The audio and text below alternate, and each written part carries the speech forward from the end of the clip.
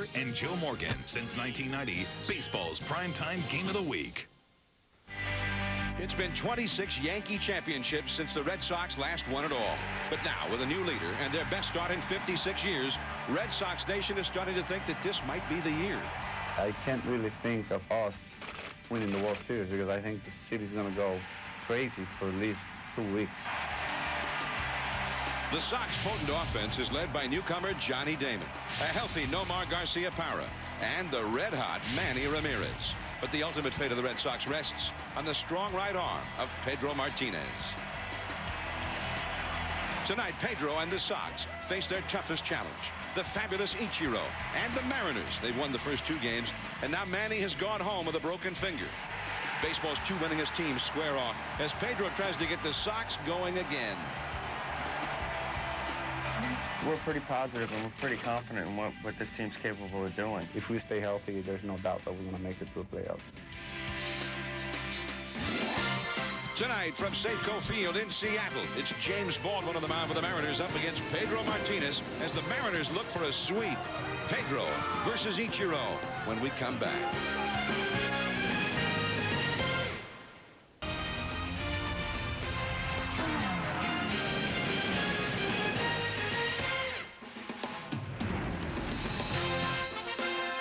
ESPN Sunday Night Baseball is presented by Nextel.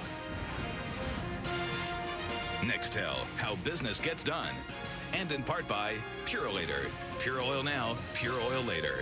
Now, in their 13th season as host of the Sunday Night Game of the Week, John Miller and Joe Morgan.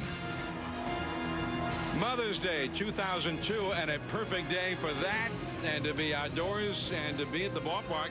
A great matchup. The top 2 teams in Major League Baseball for winning percentage right now. The hometown Mariners with the roof open at Safeco Field. Temperatures in the 70s.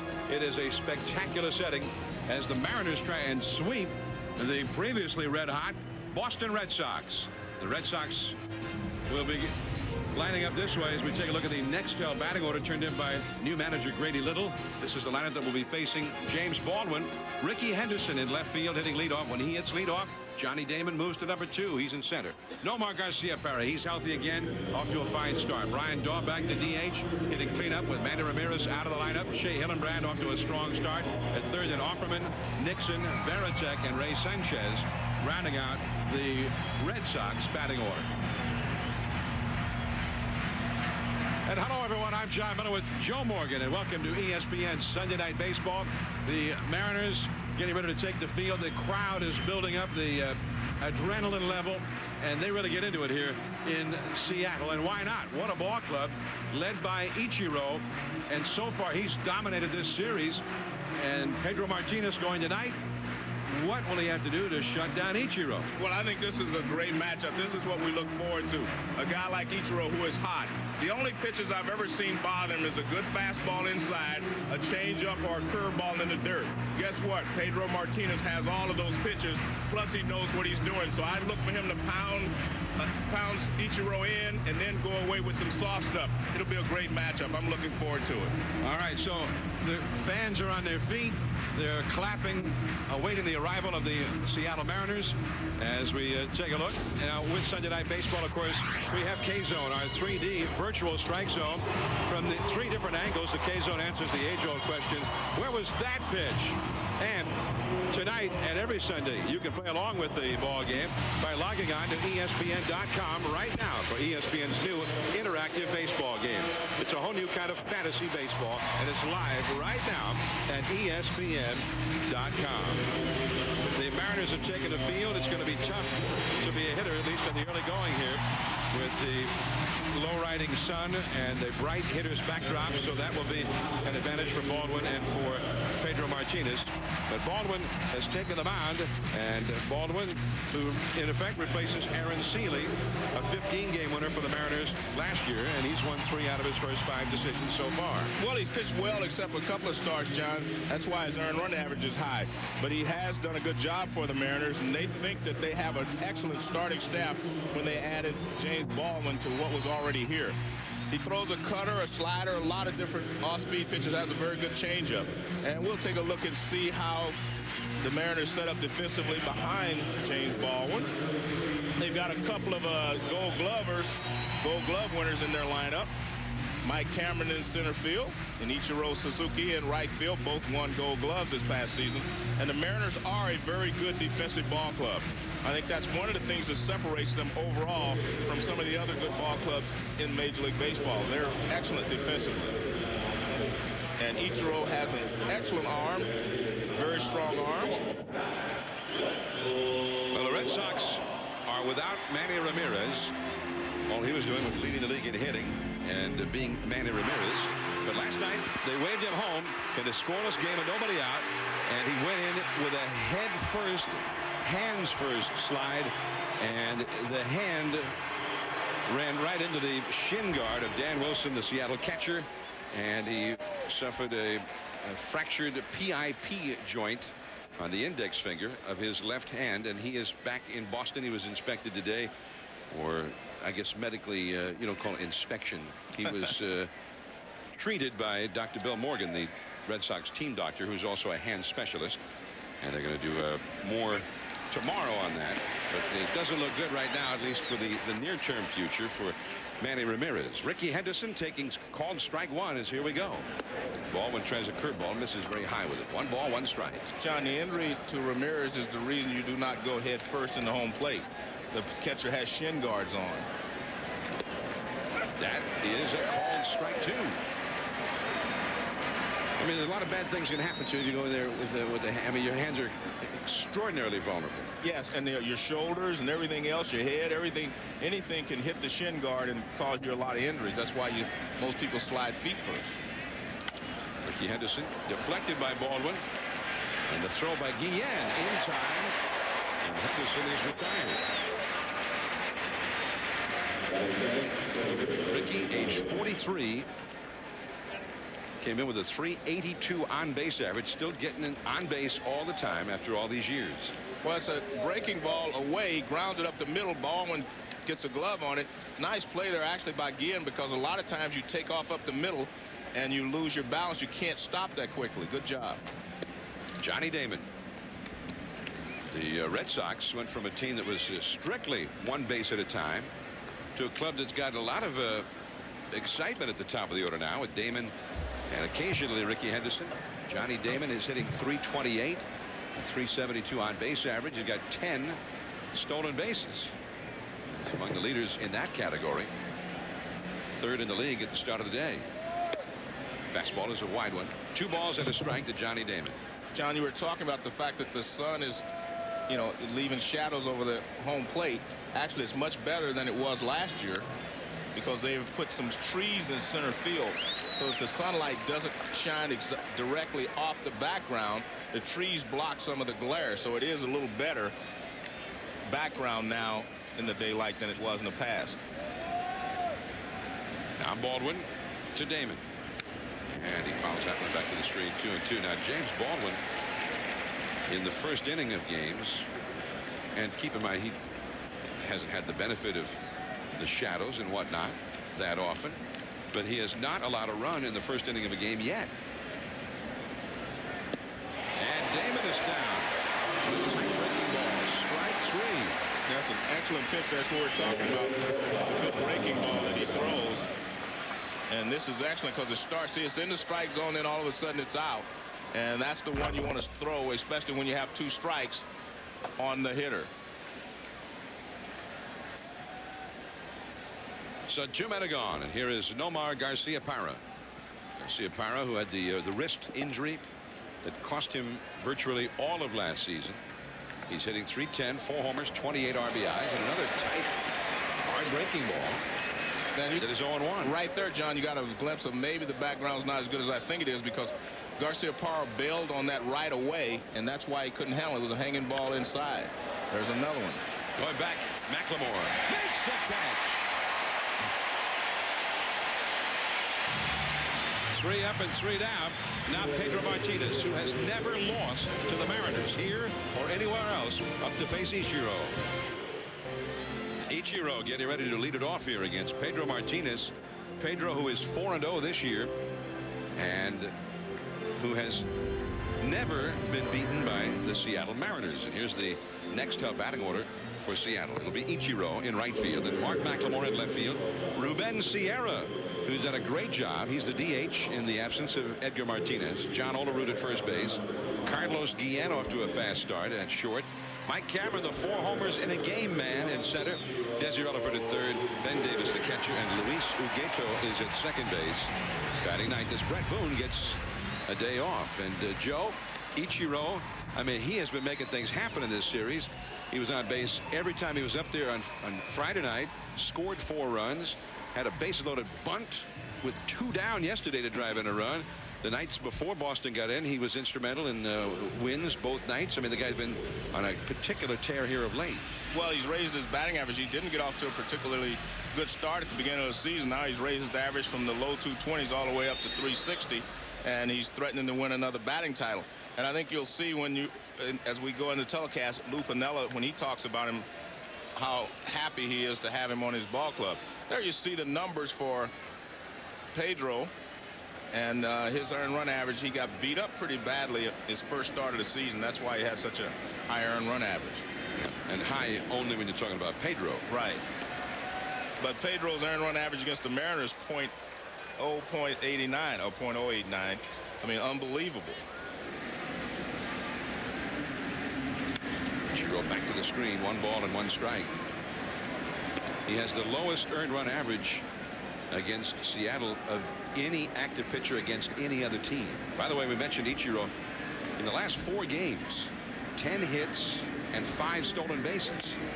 That's a foul. Bounced off to the left. 1 ball and 2 strikes. But you can see what I was talking about in the open, how when he pitches him inside, that good fastball inside, he seems to have some problems with. Not necessarily, you know, that he won't make adjustments, but that's the way to pitch him, and then try to get him to chase something off speed in the dirt. Tight. 2-2. All right, so you're looking for something off speed in the dirt on the next one? I think that's the way to get him out, but Pedro may want to establish the inside this whole first at bat, and that'll open it up next time. No, he's going away with something off speed. No fastball, just put right by it. And that's something else you were talking about before the game. I mean, Pedro not throwing extremely hard every pitch as we used to see, but all of a sudden right there, 96 miles an hour after being around 90. And that shows how smart he is. I mean, he doesn't have to have overpowering stuff on every pitch to be a good pitcher. It's supposed to be outside, but it gets in the middle of the plate. But when you throw 96 miles an hour with 2 strikes, a lot of times it doesn't matter where that pitch is. You're not going to handle it. But I think we should watch that throughout the ball game. See how hard he throws before 2 strikes. And that's a called strike to Mark McLemore. Ichiro had only struck out 11 times this year. 139 official at bats, but he is gone here. Mark McLemore, the veteran, and that is too low. McLemore, 274 average, 3 homers, 18 driven in. But what Martinez did with Suzuki was he fired him up inside. That made him start looking inside and pulling off a little bit. That's why he was able to get away with the location of that 96-mile-an-hour fastball. I look for him to keep pitching him inside the entire ball game. I think it'd be a great matchup. And McLemore, and again, he's got that exploding fastball going right now. Well, when he gets it up, and remember, the fastball that's up is always faster than the fastball you get down around the knees.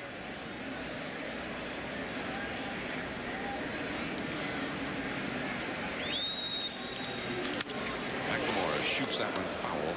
1 ball and 2 strikes. You saw Pedro 8-0 with a 0.89 ERA against Seattle. And there are only 2 other active pitchers who've won that many games against one team without ever losing to that team. Randy Johnson is one of the others. He's 10-0 against the Cubs, 8-0 against the Padres. And the other one is Jose Lima, 9-0 against Milwaukee. Change up too low. 2 balls, 2 strikes. To McLemore, Ruben Sierra is on deck. Pedro in this ballpark is 4-0. He's only given up 2 earned runs in 32 innings in this ballpark. And a changeup for the strikeout. That is just difficult. The guy throwing 96 miles an hour, then he comes back with a changeup at 83 miles an hour. I mean, this is a circle change. The arm speed, the arm delivery, everything is the same as the fastball. And then it just backs up on you. And there's the defense. Garciaparra is back after, missing most of last season. He's healthy.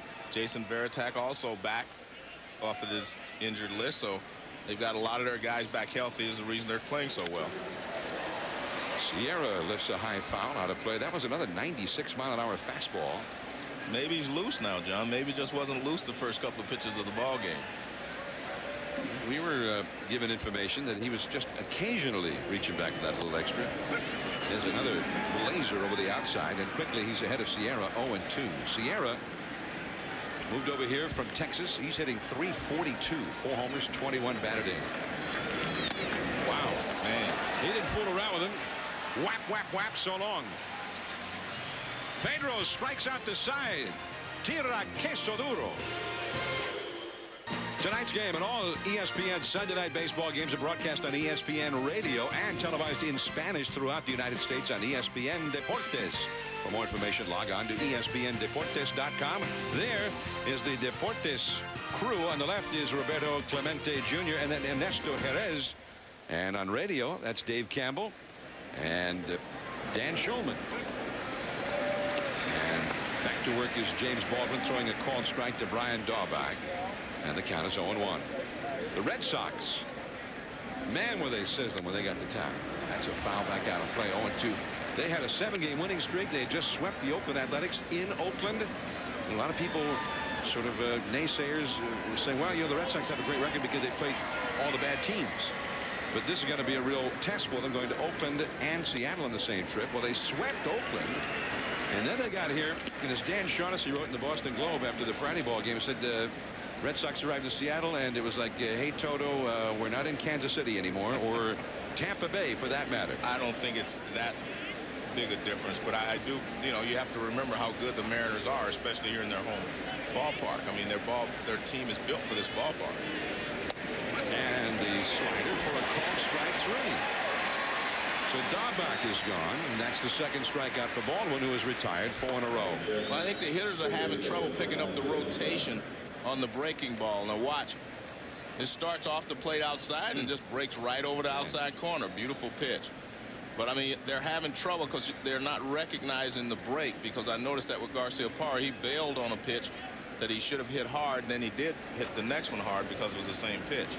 Shea Hillenbrand, and he takes a called strike. Hillenbrand, .320 batting average, and he, by all accounts, has really matured as a hitter versus last year, and he admitted he was just a hacker. So sometimes he'd come up for his 3rd or 4th at bat against a pitcher you only would have seen 3 pitches against him. Just tried to look in a certain zone early, be a little more particular. Well, he got off to such a great start last year, and then he hit, 240 or something, 220, I guess, down the stretch. So he doesn't want to get off to a great start and then not be consistent. I tell you what, we're seeing 2 guys at the top of their game right now with James Baldwin and Pedro Martinez. Baldwin threw him a couple of breaking balls, kept the ball down. Now he turns a high fastball loose. And I mean, you can't catch up with this pitch. It's up and out of the zone, of course, but with 2 strikes, you do not have a lot of time to decide. That's about shoulder high and no chance for Hillenbrand. So there have been 8 men come to bat in this game, and 6 of them have struck out. Here is Jose Offerman. And the breaking ball in there for a strike. Now, you mentioned the trees on that hitter's backdrop in center, but Brett Boone was talking about some of the problems on this kind of a setting, as Olerud will handle this one. Baldwin covering, and that ends the inning. A quick, quiet second inning. No score. When we come back, Pedro Martinez will show us how to throw his changeup. If I was a sinker baller, I'd probably get my sinker changeup like that. Case, when we say nothing, we mean absolutely nothing whatsoever. The Mariners have not yet put a ball in play against Pedro. As we take a look at the grips he utilizes for his different pitches, Joe. Well, he has a 4-seam fastball, which is a riding fastball, which is strikeout fastball, which we've seen most of so far in this ball game. And that looks like it might have been one of those right there. 0-1. John Olerud, 294 average. 5 homers, 22 batted in. That's out of play. Well, with Pedro, well, you know he's got all these great pitches. I mean, the fastball, the curveball, the changeup, and all that kind of stuff. Just missing on the inside. 1 ball and 2 strikes. But, you know, when we saw him at his best, it seemed like he was able to put each pitch right there. And rarely made mistakes. But he has not had that sharpness early on this year. Well, Olerud is down on strikes. That is 4 hitters and 4 strikeouts. And we asked Pedro to describe how he throws his changeup in our baseball notebook, brought to you now by Nextel, your direct connection with the best players in the game. Drastic change between the fastball, which is a crossing fastball like that, to a changeup, which is going to be pretty much the same rotation. If I was a sinker baller, I'll probably grip my circle changeup like that, but I'm not. I'm a crossing type of guy, and I would like to see to show the hitters the same rotation, which is same as a fastball. Carlos Guillen, the hitter, 1 ball and no strikes.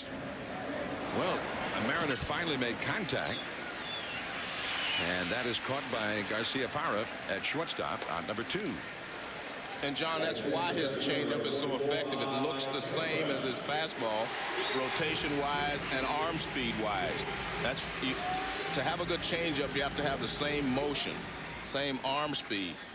And he has the same arm speed. He shows them the same rotation on the ball, so it's great. Mike Cameron, a called strike. Well, Cameron, who had the 4 homers in the game, 4 homers in 4 at-bats in a game in Chicago. And that slider's a little bit off the outside. 1 ball, 1 strike. And I asked him if things had changed in his life since then, because he got a lot of notoriety for that. He says, hey, I'm just a guy trying to find his stroke. I mean, I had this incredible night, but I've been trying to keep my feet on the ground and remind myself that was just one night, and I'm just trying to find my stroke. And he says, you know, he hadn't hit that well since then. Oh, that breaking ball snapped in there for a strike. 2-2. Joe, when you have a special night like he did, it's kind of hard to get that out of your mind and not think of yourself as a power hitter. I mean, it's hard to do. Just off the outside. He got 9 homers, 20 batted in, but he got 4 of those homers in 1 game, and almost got a 5th in that game. This time the Pedro's gone into a deep count, 3-2. And that will go back out of play. But Cameron was not a guy who used to get many deep counts. I mean, he was a hacker. And he says that, you know, you look at his walks right now, 36 games played for the Mariners, and he's walked 26 times. You know, he's on pace to walk over 100 times, which is vastly different than the past for Cameron. And he gets a walk right here. Pedro not real happy with those 2 calls. He threw 2 fastballs toward the outside corner, and both of them were called balls, and he's not real happy with either one. That, I guess that's the last one. Yeah, that's ball 4. But the 2-2 pitch he wasn't happy with either. With that newfound sense of the strike zone for Mike Cameron, I don't think on those same pitches we would have been seeing Cameron walk not so long ago. Here's Desi Relaford now. A switch hitter batting left-handed. Shallow left. Garcia Parra out in the shadows. Ricky Henderson right behind him, and that's the inning. No score heading to the 3rd. Coming up, we'll see who was a better of these 1906 Cubs and the 2001 Mariners. ESPN Sunday Night Baseball, presented by Nextel, is brought to you by Smooth Bush Beer and Easy Drinking Bush Light. And by Nicoderm CQ, the power to calm, the power to comfort, the power to help you quit. Joe and I took this video from the Bainbridge Ferry earlier today on our way over. Beautiful. What a day in Seattle. Temperatures up into the 70s. Blue skies overhead to get the roof open here at Safeco Field, although a cloud has gotten in the way of the sun for a moment, and the hitters are grateful for that. They've been praying for that, I think, ever since the game started. Here is Baldwin, a high breaking ball to Trot Nixon. 1 ball and no strikes. Well, Baldwin has had excellent control of his curveball so far in this ball game, and that's why he's been so successful. Every time he's thrown it, he's been able to throw a strike. Fastball back to the screen. 1 ball and 1 strike. Trot hitting .291, 4 homers, 12 batted in. Right now, Grady Little, if Manny Ramirez is going to go on the disabled list, and it seems almost a sure thing that he will. And that's down and in. I asked Grady if that means Ricky Henderson will play a little bit more, or what the story will be. He said, well, some of that will have to do with what player the Red Sox bring up to replace Ramirez on the roster, whether it's an outfielder or not. That's down the left field line and into the seats, foul.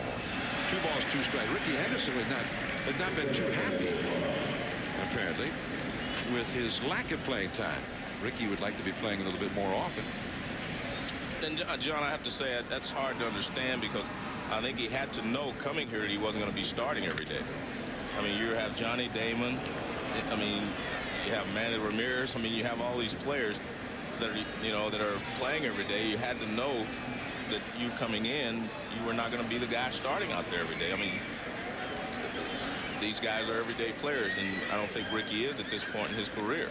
Although he'd like to be, I'm sure, but I mean, who are you going to take out of the lineup? Well, for the time being, Ramirez is going to be out of the lineup, so maybe Ricky will play a little more often. That's the ground ball into shallow right field. Ugeto just in time. Nice communication there between the first baseman and the second baseman. Yeah, Olerud started after it. Ugeto took charge. Tomorrow night on ESPN 2, Curt Schilling and the Arizona Diamondbacks, the world champions of baseball, will take on the Pittsburgh Pirates, the surprising Pirates, at PNC Park in Pittsburgh, 7 Eastern, 4 Pacific. So check it out on ESPN 2 tomorrow night. Schilling 7-1 already this year, and 84 strikeouts already to lead the majors. Here's Jason Varitek, and it is 0-1. It looks like Chris Benson will come off the disabled list and make his first start in about 18 months for the Pirates in that game tomorrow night. Pittsburgh has been playing real well at the start of this year, and a winning record going into that game tomorrow night. 0-2 the count to Varitek. Wow. Real wow. I mean, he threw every pitch exactly where he wanted. He got 2 strikes, and Ben Davis behind the plate gave him a high fastball target, and that's where he watched the target. He puts it up there. What does he do? He throws it right up there. Excellent pitching there. You see Ben Davis say, "Hey boy, way to follow instructions. This ball's up, wants it up," and Varitek catch up with it. And it's interesting having K-zone there, because the spot where that pitch was thrown a couple of years ago, we all would have been saying that he went up out of the strike zone for it. And I still would have said it definitely looked like it was high. But you're right. Using K-zone, it was right at the top of the strike zone. Veteran Ray Sanchez, and he has been an excellent acquisition for the Red Sox. .337 average. Played a solid second base for them. The slider is in the dirt. A check swing. No swing, says Jim Joyce, the first base umpire. 1 ball, 1 strike. 32 pitches thrown by Baldwin now. 26 of them strikes. And the sun has broken through that cloud now. So we got the harsh glare coming off that big scoreboard. Brett Boone said that a lot of the problems for a hitter in this circumstance, with the hitter and the pitcher both in the shadows, is a really bright glare off that scoreboard in center. 3-1 the count.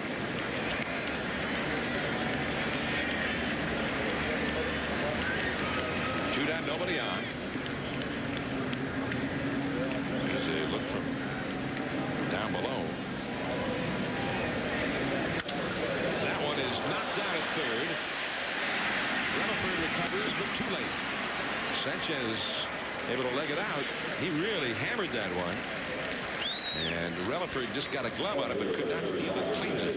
And that just tells you the difference between hitting a 3-1 fastball and swinging at a fastball when you're behind an account. He had a 3-1 fastball. He knew it was coming, so he smokes it down the third baseline, and Rutherford does a good job of getting the glove on it, but cannot get it across the diamond in time to get Sanchez.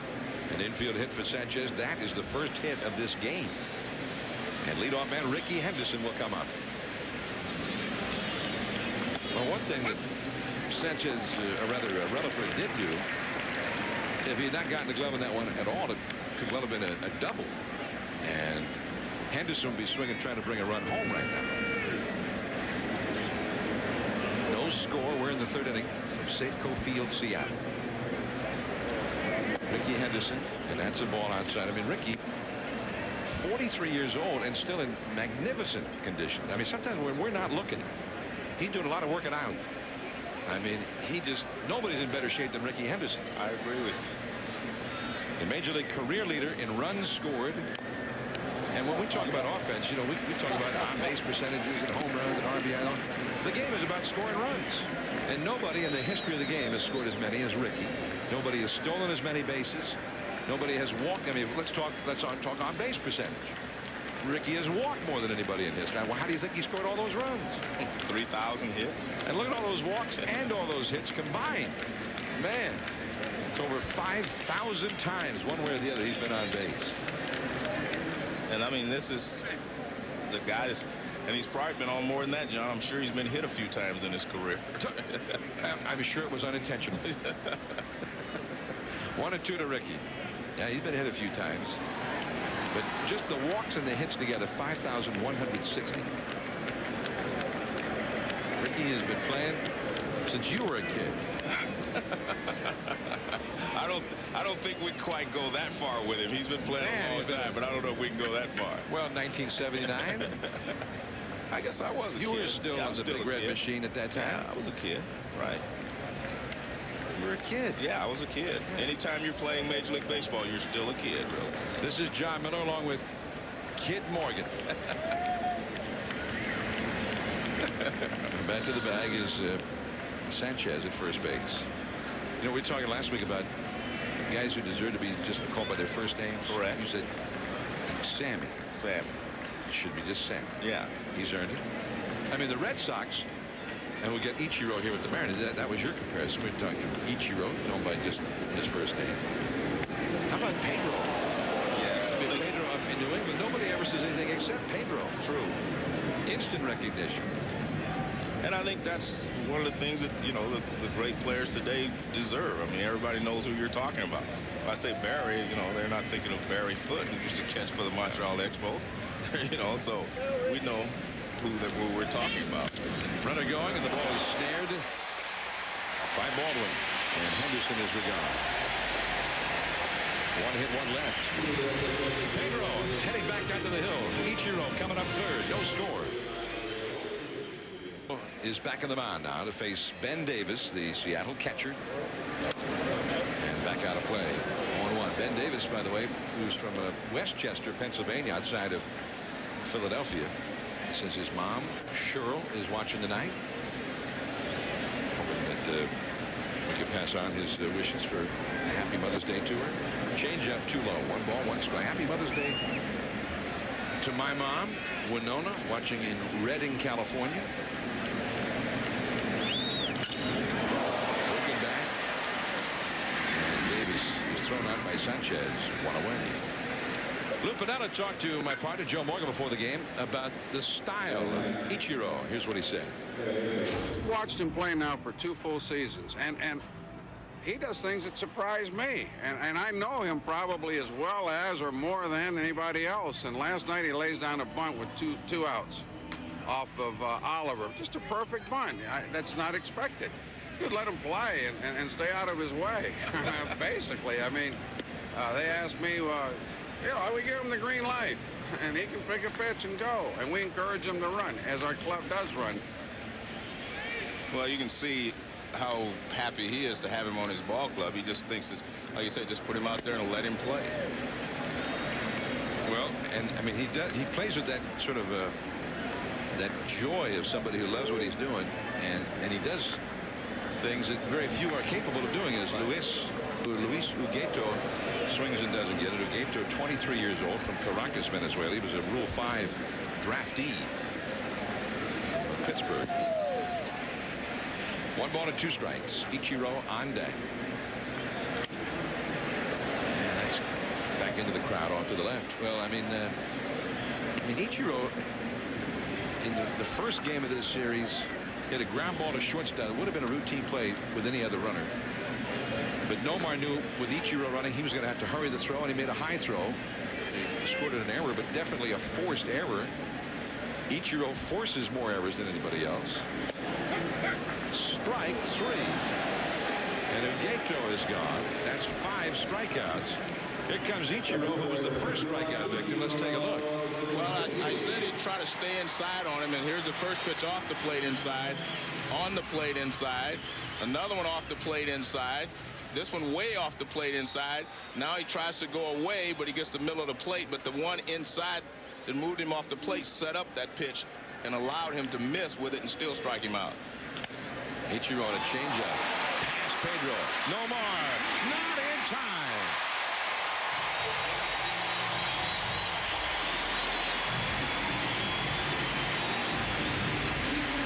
First hit for the Mariners. Pedro's out there stretching a little bit. I'm not sure if he didn't injure himself a little bit reaching for this ball.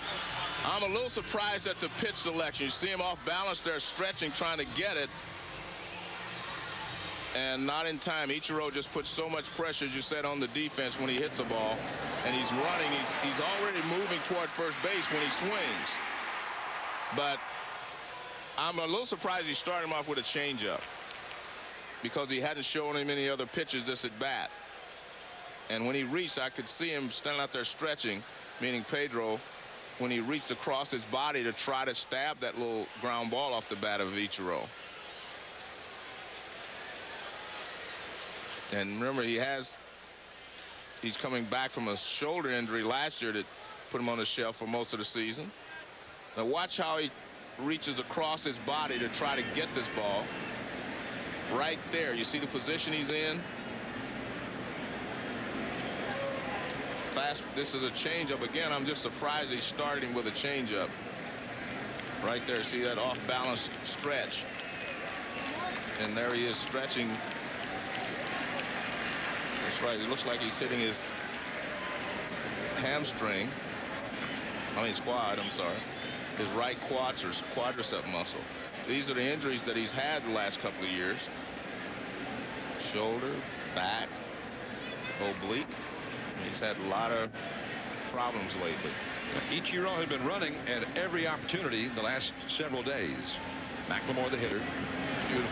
Back with a changeup, and it's 0-1. Well, see, if you're Mark McLemore, you know that they know that Ichiro will run. So you say, well, they have to throw something hard, a fastball, you know, and he's sitting on a fastball. What does he do? He throws him a straight changeup on the first pitch. Ichiro stole 3 bases here Friday night, and he has stolen 5 bases the last 4 games.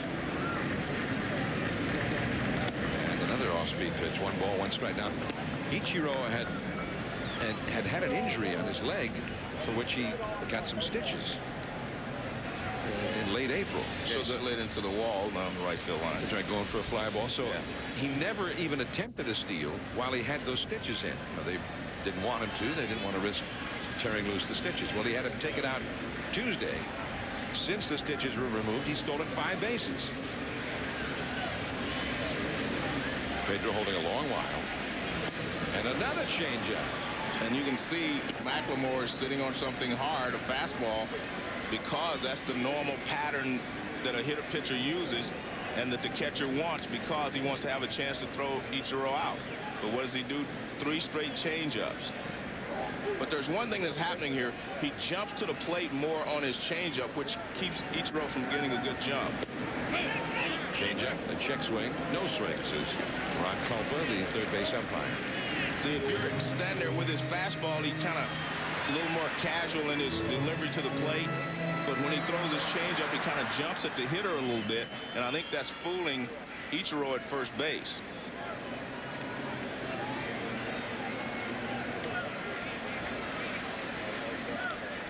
Two down.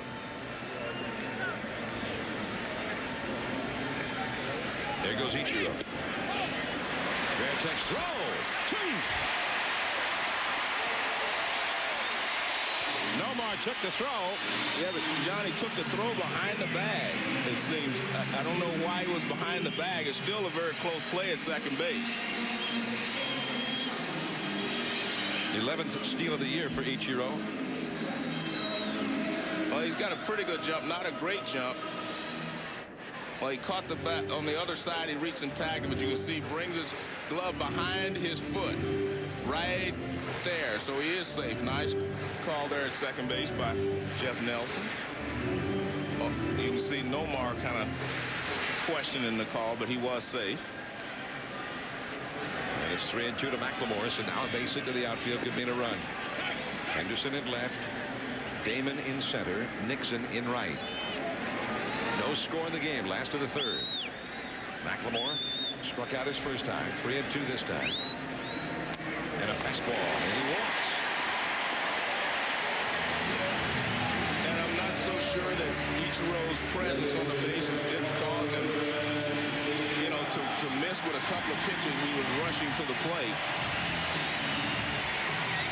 But that's what the presence of a good base stealer will do. It changes the pitching patterns. It changes the way a pitcher delivers the ball to the plate because he's always in a rush to get it there.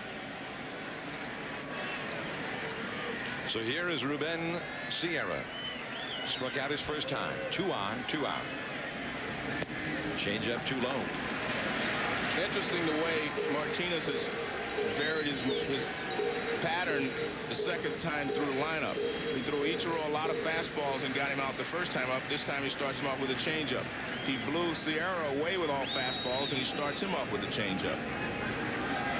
And we saw Pedro from up here kicking that left leg out.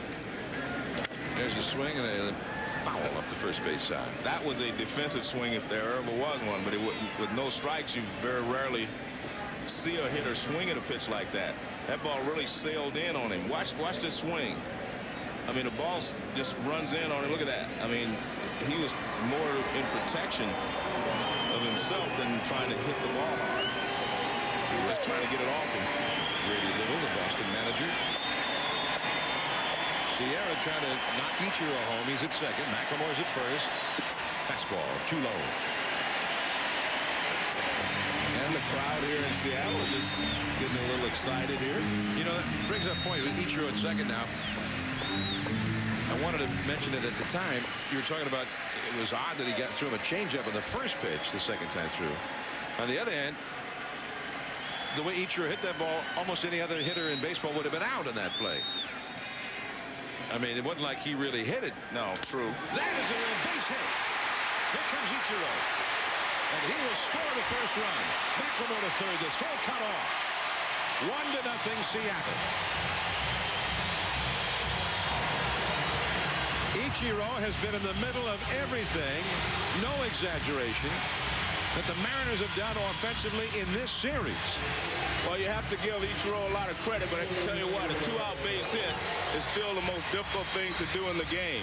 To get a 2-out base hit to drive in a run. It's a changeup again. I'm still just shocked at the fact that he's using his changeup this inning, unless he doesn't feel well all of a sudden, because he blew Sierra away, and now he throws him 3 changeups. Ichiro getting a jump at second with 2 outs. You're going on the swing. Doesn't matter where the ball's hit. Now John Olerud to try and deliver another 2-out run. 0-1. Well, that's the first time he's come after a hitter with a runner in scoring position, actually. I mean, the other ones were changeups, and that's a little different than the Pedro that we saw start the ball game. Struck out the first 4 hitters. 0-1 the count. Sierra at first. Check swing. And strike 2.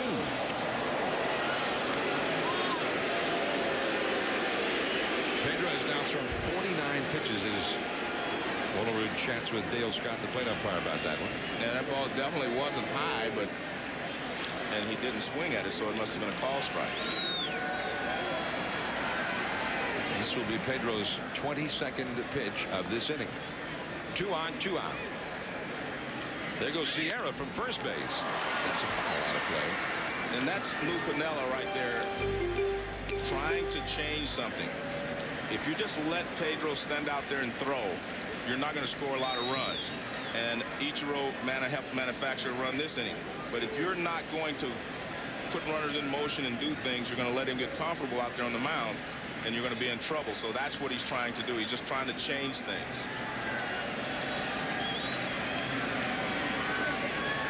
Sierra not running.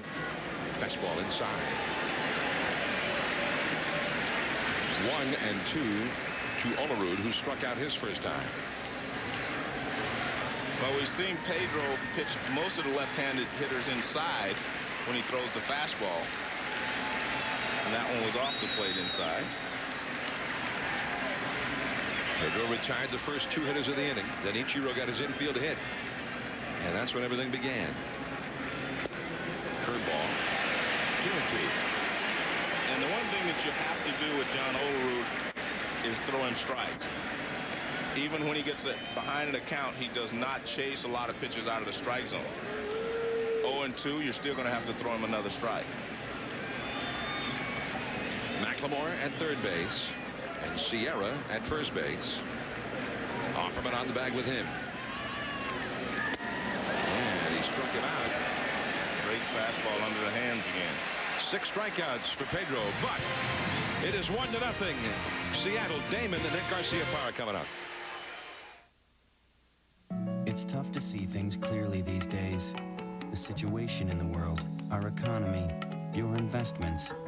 But investing is the job at Janus, and Janus is working to spot opportunities, using the approach that's worked long-term, applying lessons from the recent past, investing in companies that show signs they can perform in this economy and into the next. Get there. Janus.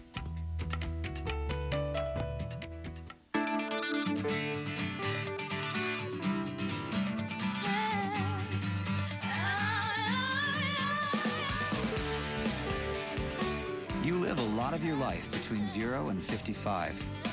No one understands that like your State Farm agent.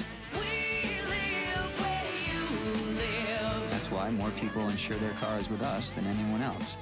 Because we think car insurance should be as much about you as it is about your car. Using the wrong waterproofer can cost you thousands. Don't be taken for a ride. Demand Thompson's Water Seal. It has the highest level of water protection. Guaranteed. Powerful original. New advanced Thompson's Water Seal.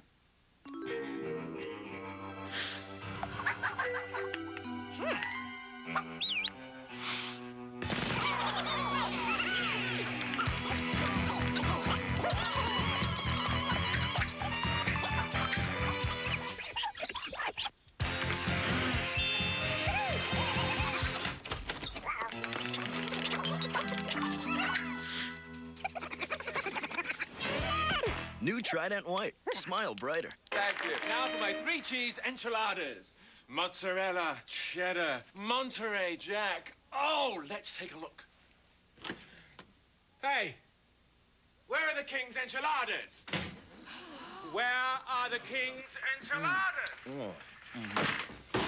Aha! Man, busted by the King. Come back here! Come back here! Jesus! I hate live TV.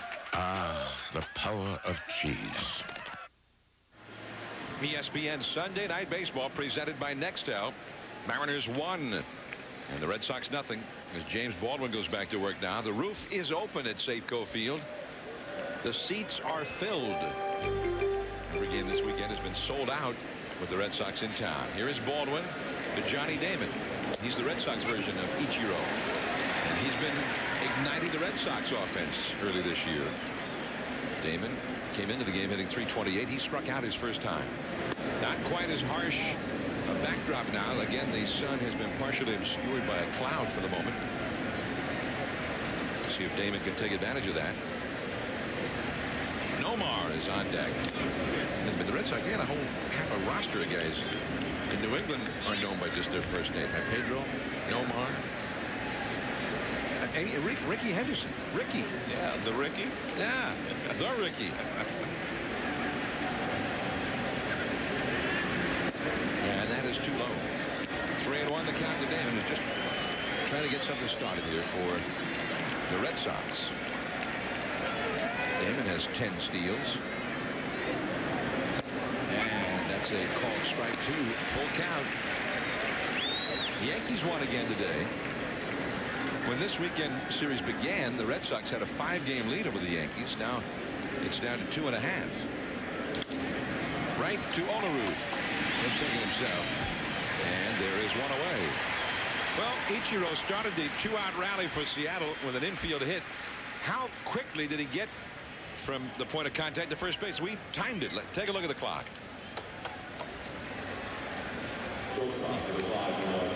That, 3.8 is pretty quick. He does have an edge because he swings and he's on the move. And very few guys I know would swing like that. Willie McGee comes to mind, Ralph Garr, Bake McBride. They were fast like that down the line because they were swinging and moving toward first base. And I mean, that's getting down the line, 3.8. Nomar. And that is too high for ball 1. I remember they timed Mickey Mantle on a drag bunt, I think, at 3.6, but that's a little different than taking a swing. The drag bunt, you're already on your way to the bag. You're already at the front of the batter's box by the time you make contact. Whereas when you swing, you have to take a full swing and then get yourself started. So, but Ichiro does that very well, of course. Nomar flied out deep to left his first time. 1 ball, 1 strike. And Rutherford throws out Nomar, who's hustling up the line. 2 down. John, I want to take this time to wish my mom, Ollie Morgan, in Oakland, California, a happy Mother's Day. She's at my sister's house having dinner tonight. And also my wife, Teresa. And also all the other Morgan mothers. Wish them all happy Mother's Day. John, I ate so much of this last night, I'm going to leave this to you. I actually had sushi in the hotel last night. Well, they knew you were such a sushi kind of... Word got out, apparently. I love it. And they brought us the Ichiro. That's a base hit for Daubach, who Gato made a dive for it, but it was beyond him. The Red Sox get their second hit against Baldwin. So Daubach singles, and that will bring up Hillenbrand. 1-0, Seattle ahead. Now, we got the Ichiro, Joe, and we were also told that we got the Daimajin roll. Right. That's for Sasaki. Yeah, would you tell them what that means, the translation? Daimajin, the great giant of a man who saves the people. Ichiro. Roll. Yeah, that's what we had. Well, they actually added some other stuff. We have some Abby, some Magura, some salmon. Magura? Yeah, that's... You mean Maguro? Yeah, Maguro. You're right. Well, you must be from the southern part of Japan. Yeah. Magura. Yeah. There's Daimajin. That's the nickname of Kazu Sasaki. Daimajin is sort of a mythic figure in children's literature in Japan, apparently. 1 ball, 1 strike. The Mariners are so pleased with Daimajin, Kazu Sasaki, that they recently, in fact, just this weekend announced that they had signed him to a contract extension, so he'll be here for a while to come yet. And he'd just done a fabulous job for Seattle. Before he got here, the bullpen was always the problem for the Mariners. Well, the days when they had Griffey Jr. and A-Rod and Randy Johnson, they slugged and they had the big unit. But many's the game they lost late after getting a lead. Well, it was also a little more difficult to close out a game in the old ballpark. There's Pat Gillett, the executive vice president and general manager of the... It's off the glove of Baldwin, but fielded it short by Guillen, and Ugeto gets the put out on Daubach. Hillenbrand hits into a force out. Carlos Guillen and Mike Cameron coming up 1-0 Seattle. The year's second Grand Slam, the French Open, on ESPN and ESPN2.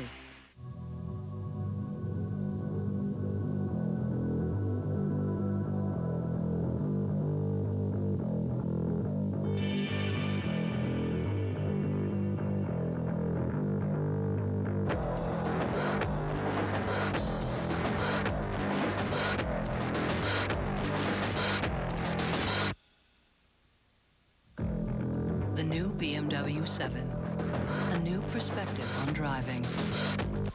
Hey, baby. Get your appetite. We need Arby's new market fresh turkey ranch and bacon. Oh, yeah. Bread this soft. Yeah. Oh, that's good. Something sizzling. And those toppings, oh my.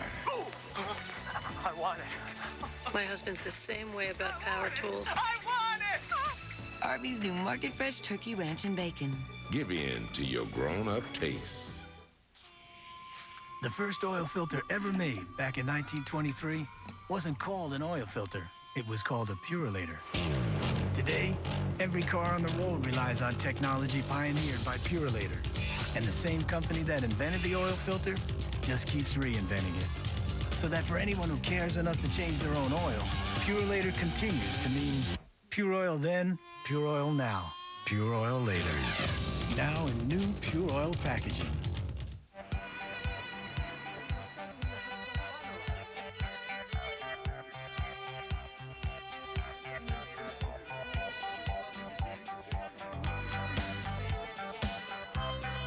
Putting your information online shouldn't mean putting it on display. An internet you can trust. Listed on NASDAQ. VeriSign. Listed on NASDAQ. A NASDAQ 100 company.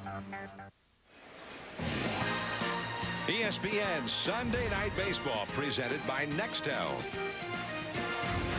The view from the left field foul pole at Safeco Field, Seattle. Shadows covering the infield and most of left field. The bane of the hitters so far, put to good use by James Baldwin and Pedro. Pedro Martinez back to work now to Carlos Guillen. And that is a strike. Guillen bluffing the bunt. 0-1 the count. Guillen popped out to short his first time. Pedro struck out the first 4 hitters he faced. Guillen was the first to actually make contact for Seattle. Changeup misses, 1 ball and 1 strike. Guillen, who battled tuberculosis last year and survived, and says, he says it changed his life. So he was in a hospital in Venezuela with tuberculosis, and he saw people with horrible illnesses, physical problems. And so now, as he is caught out on strikes, they say that he's tougher. He's a tougher player. There are things that have happened to him occasionally that would have put him out of the lineup that he's been able to stay in. That was called strike 3 on the inside. K-Zone didn't agree.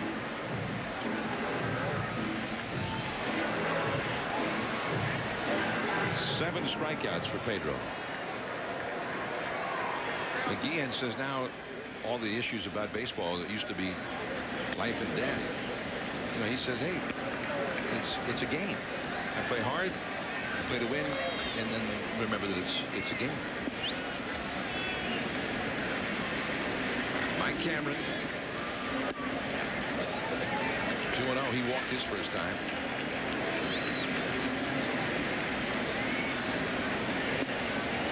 Cameron from a town outside of Atlanta called LaGrange, Georgia. LaGrange High School, played football as well as baseball. And a lot of folks from LaGrange where he grew up watching tonight. He still lives in Atlanta himself in the offseason. His mom, his dad, his grandfather, a lot of friends that he grew up with all live in LaGrange. And they love him at LaGrange High School. The football team got into the state finals, and they were going to play on turf for the first time, and Mike was able to arrange 100 pair of turf shoes for the players' first game on turf. And they won, and then they won the state championship the next week. 2-2 the count. And Pedro blows him away. 2 down.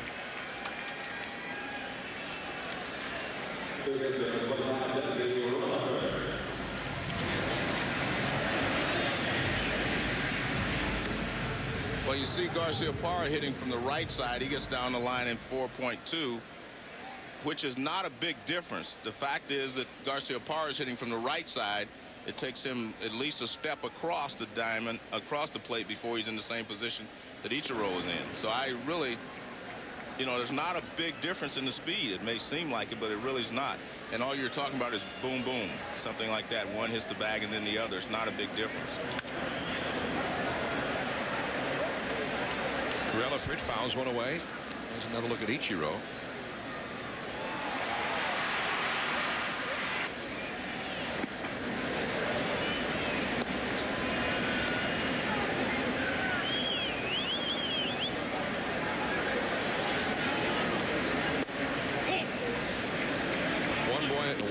Two balls and one strike now to Relaford, who popped out to short his first time. So Nomar, I didn't know Nomar was that quick. Well, he's quick. I think that's the key. There's a difference between being just fast and being quick. Quick means after 3 or 4 steps, you're up to full speed. Whereas if you're fast, sometimes it takes you a little longer to get up to full speed. And the changeup for the second time in the game. Pedro has struck out the side. He has 9 strikeouts for the game. 1-0 Seattle. Major League Baseball Charities doesn't see things as they are. We see things as they could be. So we turn vacant lots into baseball fields. Help get kids off the streets and onto the diamond. And teach them skills to thrive in life. The way we see it, there's potential everywhere. It's just a matter of how you look at it. Y'all ready for this? Ready for something new? The excitement, the value. It's Toyota's nationwide summer event featuring our stylish cars, including the sporty 2002 Camry Solara. You could save thousands with special financing. Financing as low as 1.9% APR. Or choose an all-new, completely redesigned 2002 Camry. It's bigger and more luxurious with more standard features and an even better value. Y'all ready for this? We're ready. Are you? See your New England Toyota dealer now. It ends June 3rd. 1, 2, 3. 1, 2, 3. All right. Details. Upgrade to professional grade. See the pros at your local GMC dealers today. Ford's leading. Ford's leading the way. On the move? Well, keep moving with a car that earned a double 5-star safety rating 4 years in a row. Ford Taurus. Now with savings over $3,000 between cash back and no charge options. Or how about Winstar? It's got an exclusive personal safety system, a quadruple 5-star safety rating, and comes with $3,000 cash back or 0-9 financing. Ford Taurus and Winstar. Only at your New England Ford dealer.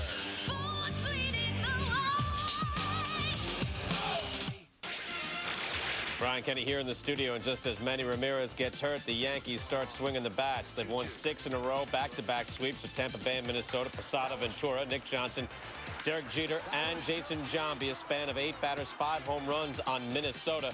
Joe Torre, only the 17th manager to reach 1,500 wins. Joe, John? All right, and as we return to Safeco Field, a look at the American League East standings. Boston still atop the division.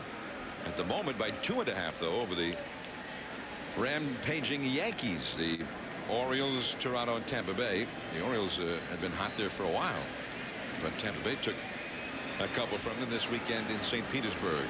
Now the Red Sox trailing 1-0.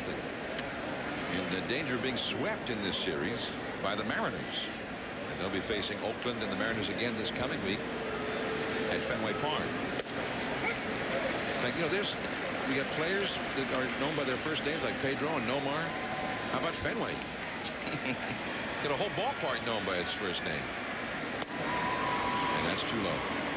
2-1 the count to Jose Offerman, Trot Nixon, and Jason Varitek will follow.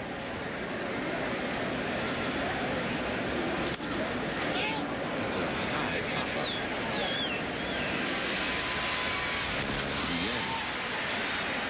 One away. By the way, our Peter Pasquarelli just spoke with Dr. Bill Morgan, the Red Sox team doctor. And Dr. Morgan estimates that Manny Ramirez will be out from 4 to 6 weeks.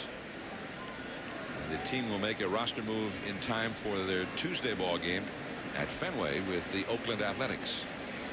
So they're going to be without a major piece of that lineup, a huge centerpiece of that lineup for a month, maybe longer. 4 to 6 weeks. without Manny Ramirez is the estimate. Well, that'll put a lot of pressure on the rest of the offensive lineup for this Boston Red Sox ball club. Some guys are going to have to produce while he's recuperating if they hope to stay in front of the Yankees. The Yankees are starting to swing the bats very well. And we know that the Yankees have the pitching to go along with it. The starting pitcher. Mike Messina got the win today. 2-0 the count to Trot Nixon. And that fastball in at the knees. And it is 2-1. Well, I mean, the main thing the Red Sox were hoping for this year, talking to Nomar Garcia-Parra before the game about this, I mean, he missed virtually all of last year. Pedro missed a major part of the last year. Carl Everett missed a lot of last year and wasn't healthy for a good part that he did play. And Jason Varitek missed more than half the season. I mean, they were losing their biggest stars for all of, most of, or major portions of the season. 2-2. To be honest with you, John, everyone has to be surprised that the Red Sox have done as well as they have. I mean, they changed managers in the middle of the spring training, and I mean, they've had a lot of tough things to overcome right at the beginning of the season. Nixon into left center. And McLemore out number 2. Tomorrow on ESPN at 7 Eastern, 4 Pacific, the Carolina Hurricanes take on Les Canadiens du Montréal in Game 6 of the Eastern Conference semifinals. Montreal trying to stay alive, down 3-2. Then at 10:30 Eastern, 7:30 Pacific, the Colorado Avalanche and the San Jose Sharks in Game 6 of the Western Conference semis. The Sharks lead that series 3-2. ESPN 2 and ABC are your exclusive homes for all Stanley Cup playoff action. Here is Jason Varitek. Struck out his first time. And Baldwin throws him a strike. Baldwin's ball has a lot of movement. His fastball, he's throwing a couple of different fastballs. One is like a two-seamer that's turning over to the left-hand hitters, and the other one is pretty straight. Down the left field line, that's just fair. McLemore's going to have to go chase it. Varitek into second with a double.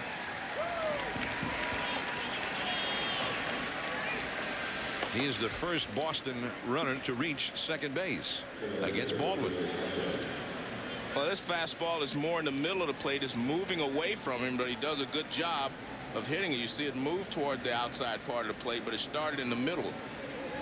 And Varitek does a good job of just going the other way with it. He didn't try to pull it. And you hit it's about 1.5 feet inside the line. And now Ray Sanchez, the 9th place hitter, will try and bring Varitek home with the tying run. Red Sox in need of that 2-out clutch hit. Back to third. Relaford. A high throw that pulls Olerud off the bag. An error on Relaford. And the Red Sox, with Varitek now at third base and Sanchez aboard, are still going. Well, he dropped his arm a little bit and got under the ball. He didn't get on top. And when you drop your arm, that ball will sail a little bit and tail. Watch where he throws the ball from. He gets in good position here. He feels it cleanly. Now watch where the throw comes from. See that? He's underneath it, and that's why it sailed on it. And we say that a lot of times when a pitcher gets underneath the ball, it sails to home plate. Same thing from the infield. That ball just takes off. He didn't get on top of the ball. First error of the year committed by Relaford. Now Ricky Henderson trying to deliver the tying run. Runners at first and third, 2 down. Ricky takes a strike. He has grounded out twice.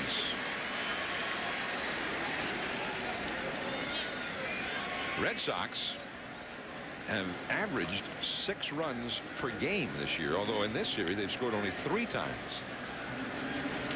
That is a base hit to right field. Ricky has delivered. Varitek scores. The Mariners make a mistake, and the Red Sox make them pay. It is 1-1. Good job of hitting there by Ricky. He'd thrown him a lot of off-speed pitches his first time up. This time he gets a fastball away, and it's up a little bit. Not a bad pitch. It's just good hitting there by Ricky Henderson as he takes it the other way. Anything, Richie's in that crouch, so it does look like it's up, but it's about belt high, and it's away, and he just drills it to right field for a base hit. Now Johnny Damon. Change up too high. Sanchez at second. Henderson at first. 1-1. So the Red Sox two rally starters are trying to be the RBI men here. Ricky Henderson has delivered with one. Now Damon, and Damon has done real well in these kinds of situations. Now time taken, and Ben Davis goes out to talk to Baldwin. Or the Red Sox as a team have done well in these kinds of situations. A team batting average of 300 with men in scoring position. Of course, I guess that's not too surprising. That's their team average for the whole year.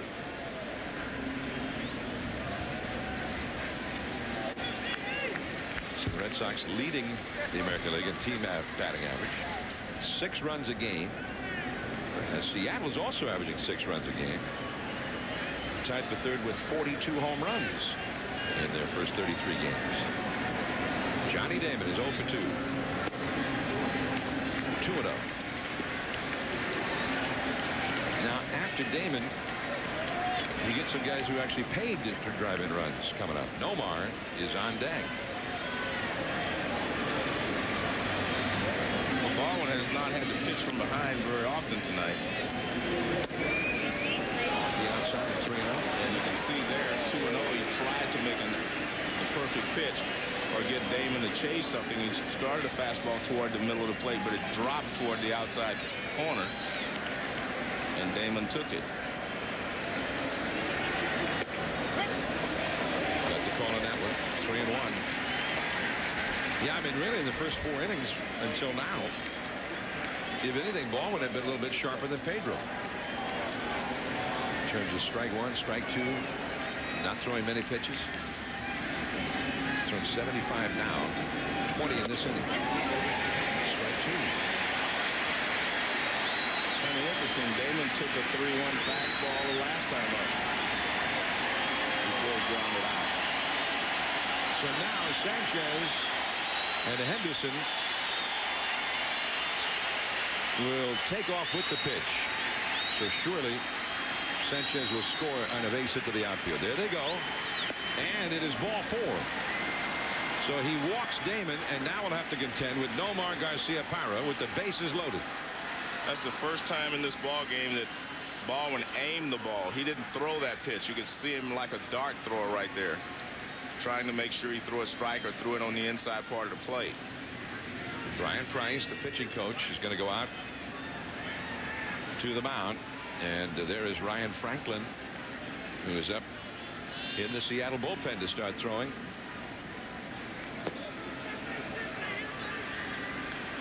Mike Port is the interim general manager of the Red Sox. And he used to be the general manager of the then California Angels. He was the guy who drafted Mark McLemore in 1982. Show you how long McLemore's been around. Brian Price, who's now the pitching coach on this club. He also drafted Brian Price, but 2 years later. Of course, Price's active career is over. He's a pitching coach.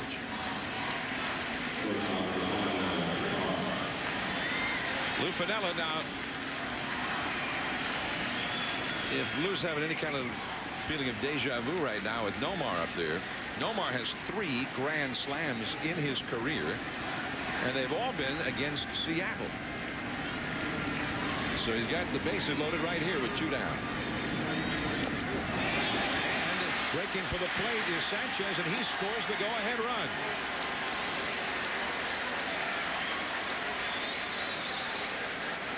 Henderson to third, Damon to second. 2-1 Boston. Well, he held on to that pitch a long time. It looked like he was trying to hit the outside corner again.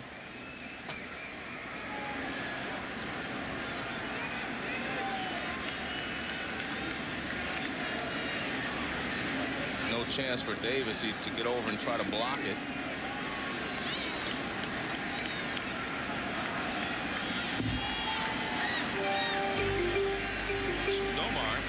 can no longer hit a grand slam.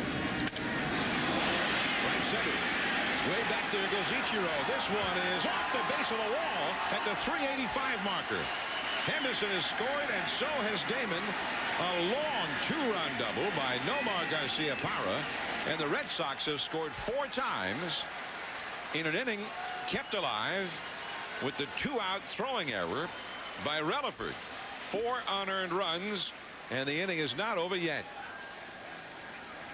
Well, it's a high fastball up and away to Garcia-Parra, and he just drills it a long way to right center field.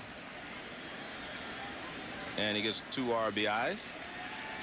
Fastball up and away, and he drills it in the gap. Ichiro chasing. Ichiro was playing rather shallow also. Not that he could have caught it, but he was also playing very shallow. Now Brian Daubach and Baldwin. Right after that error, everything had just come undone for him. He seemingly had the inning over. And Relaford made the high throw. Henderson knocked in a run to tie the ball game. Damon walked to load the bases. A wild pitch got the 2nd run home, and now a 2-run double by Nomar. And this is what the Red Sox have done a lot of. I mean, with their record, you know that they've taken advantage of a lot of mistakes from other teams. This actually happened to Pedro his last time out in Oakland. He gave up 5 runs, 4 which was unearned, after Hillenbrand made a couple of errors at third base. Very similar kind of inning. I mean, after that, he got hit hard.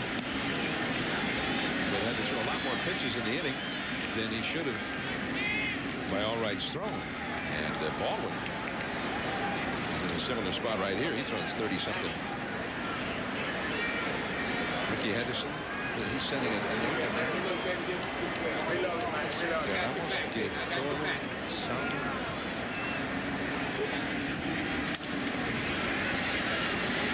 John Olerud, and Baldwin gets the put out. Daubach retired. But the Boston Red Sox score 4 runs for Pedro. He heads back to the hill. He has 9 strikeouts in 4 innings, and now he's got a 3-run lead. Why do I rent from Enterprise? For more cargo room, more people room, or more headroom. Enterprise. So easy, it's like having a second car. Or third. Pick Enterprise. We'll pick you up. After 7 years of trying, he's really here. Good gifts of love. I know. Good gifts to hand me down. Honey, who's that? It's Mark, our financial advisor. You've planned the next 18 years? Yeah. From college to retirement planning, our financial advisors help clients realize their dreams. These gifts to me.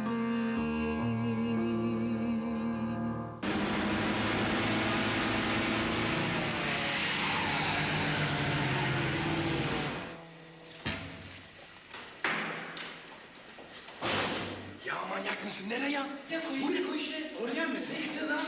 Buraya koysana ya. Mısın?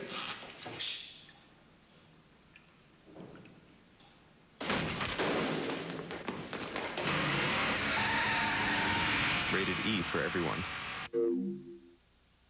So the bun cake was bad. The bun cake was abysmal, but you're missing the point of the story. The entire staff has food poisoning, leaving packages to be shipped, deadlines to be met, and one sales manager to do it all. Just one? One. You didn't have the bun cake. He had the Danish. Stay with me. He jumps on FedEx.com. He's shipping. He's tracking. Getting confirmations on his cell phone. His pagers, PDA. He's got a PDA? Everybody's got a PDA. Nevertheless, packages arrive. He triumphs over adversity.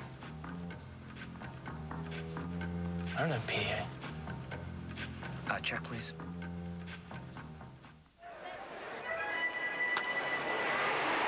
In the Century 21 Home Run Derby All-Star Sweepstakes, you could win $250,000 towards a dream home. Log on to century21.com to enter and watch baseball tonight to catch up on the day's best baseball action. Ahead on SportsCenter, Nomar Garciaparra reflects on his team and his game in our Sunday conversation, and Chris Berman counts down his top 10 plays of the week. Dan Patrick, John Anderson, SportsCenter, after the game on ESPN.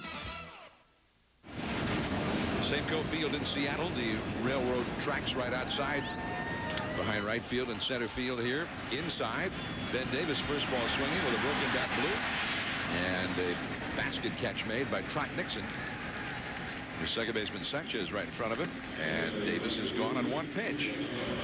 Well, the sun is still in right field there where Nixon came in on that ball, and he's looking straight up into the sun, but he was able to make the play.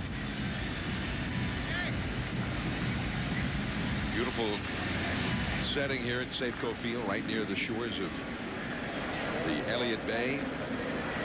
Spectacular clear day today. Luis Hugueto fouls one back out of play. Today we had the clarity. We could see the Olympic Mountains, snow-covered, Mount Rainier. Beautiful evening, unless you're a hitter. Hugueto struck out his first time. That's a broken bat. And Sanchez waiting for it.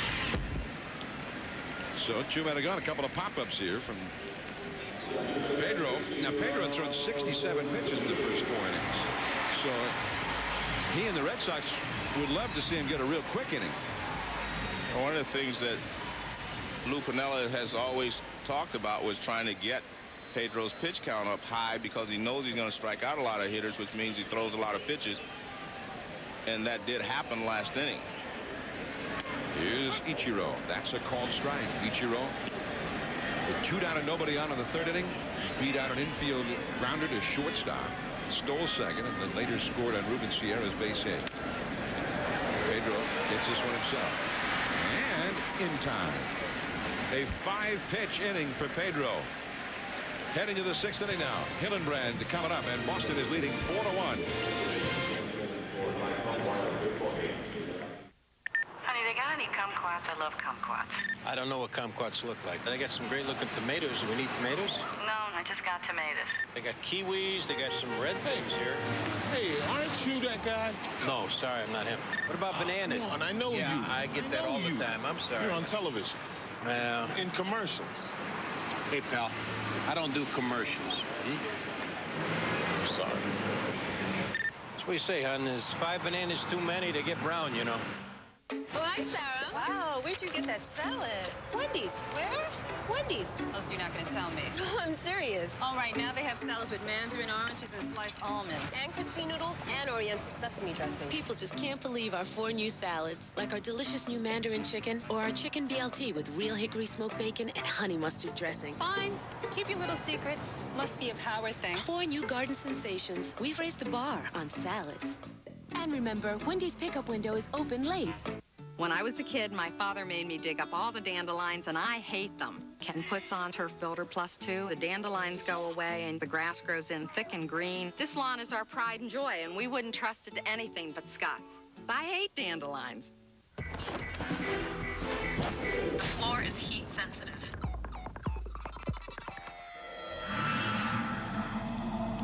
Oh, one more thing. Attack dogs. New Degree Gel kicks in the clutch. I sacrifice my weekends printing high-volume jobs and never get a thank you.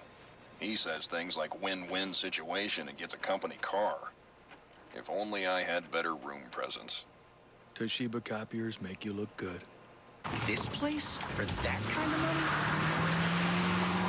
money? Not what you need to hear. Then stay here at Super 8. Clean, comfortable rooms, because we inspect them more than any major economy chain. Clean, friendly Super 8. All the room you want. ESPN Sunday Night Baseball is presented by Nextel. Nextel, how business gets done.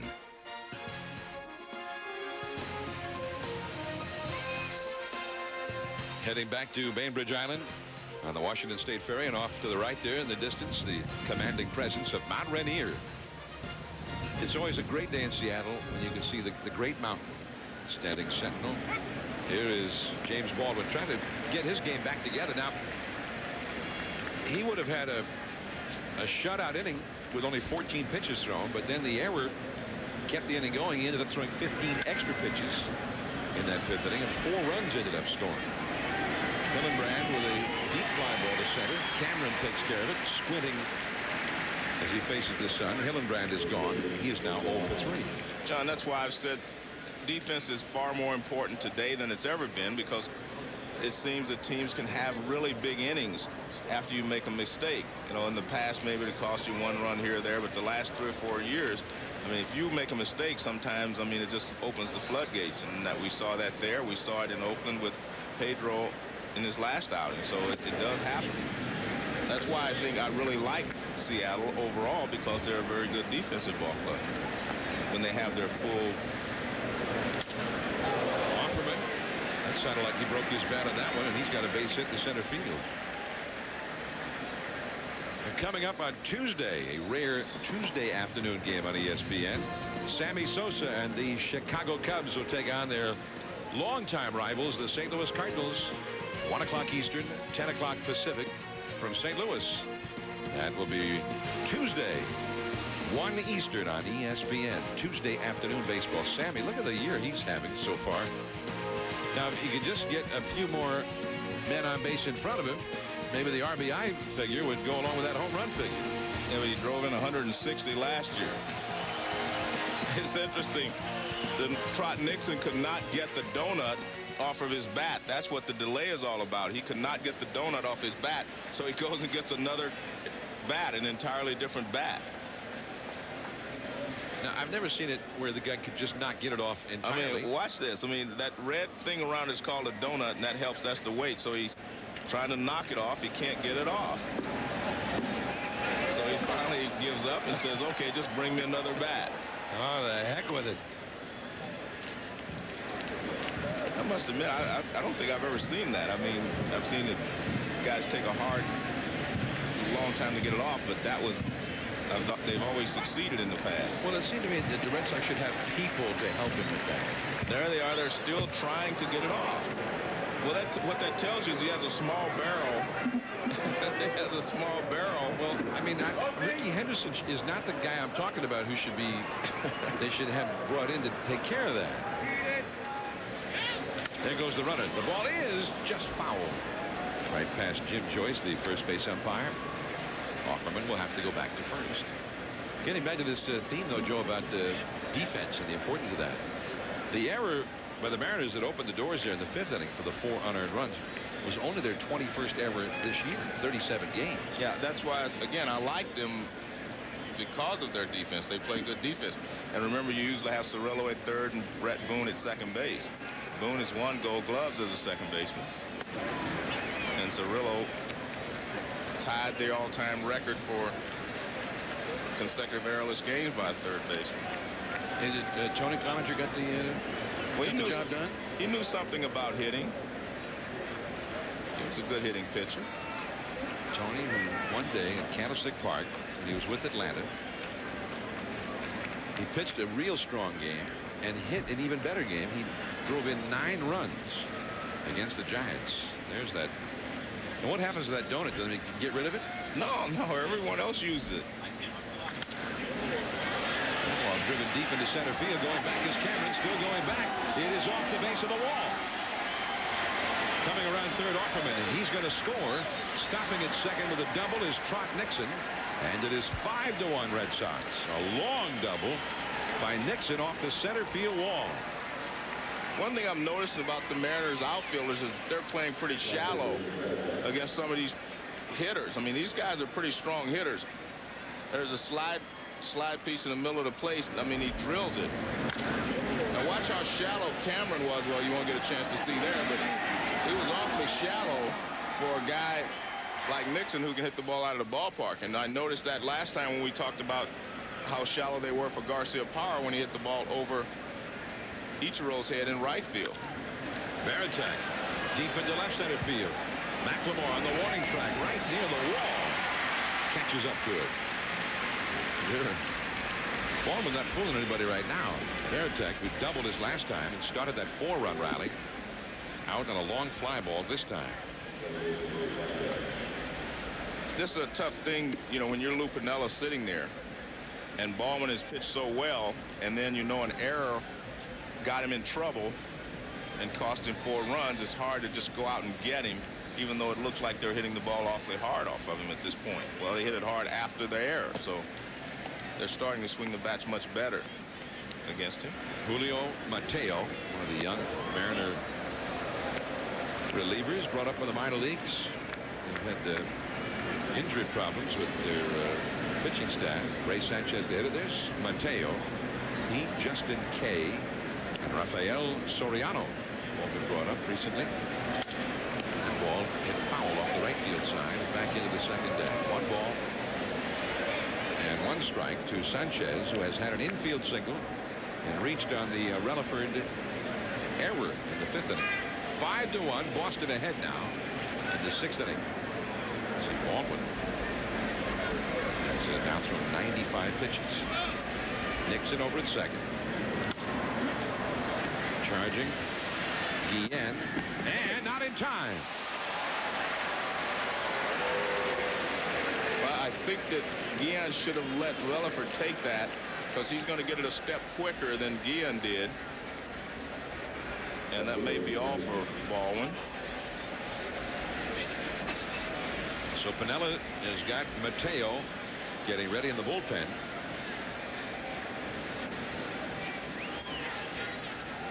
As the call has been made. So Mateo is being brought in. The Boston Red Sox lead the Mariners 5-1. Ricky Henderson coming up.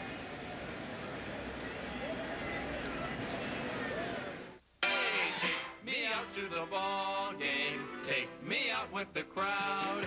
Buy me some peanuts and Cracker Jacks. I don't care if I ever get back, and we'll root for the home team. If they don't win, it's a shame. For it's 1, 2, 3 strikes, you're out at the old ball game.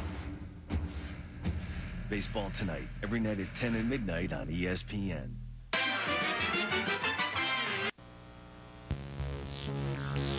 Stowe Acres, delivering the ultimate golf experience. Our golf shop features a highly trained staff dedicated to every aspect of your game. You'll be able to see your ball flight as we walk you through your choices under the guidance of a specially trained PGA professional. And we offer a complimentary round of golf when you purchase a set of clubs from our golf shop. At Stowe Acres, we deliver the ultimate golf experience. They are very focused on personal service and comfort. My dentist is an artist. They care very much about their patients, each and every one. At Gentle Dental, we believe a visit to the dentist should be easy, convenient, and affordable, where comfortable, quality dental care is the primary concern. That's why our dentists are continually trained in the newest techniques. That's why our staff takes the time to really listen to you. And that's why we're open evenings and Saturdays. I love the results. I absolutely love my dentist. At Gentle Dental, we believe you should love your dentist. In Dallas, some newlyweds make yet another good choice. In Boston, grown-ups and teenagers learn to coexist peacefully.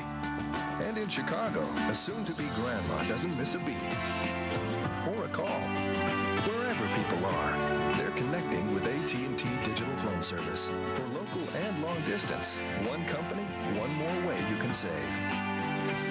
Call today to take advantage of this special offer from AT&T Broadband. Brian Kenny here in the studio, and the Cardinals against the division-leading Reds down 8-0 after 2, tied it up 8-8, and then J.D. Drew with the gamer.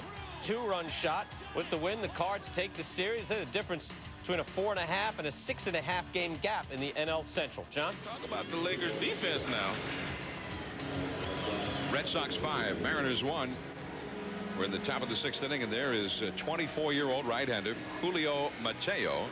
Started the year in Double-A at San Antonio, 12 games, a .52 ERA, 17 in the 3rd innings pitched, only 7 hits allowed, and excellent strikeouts to walk ratio.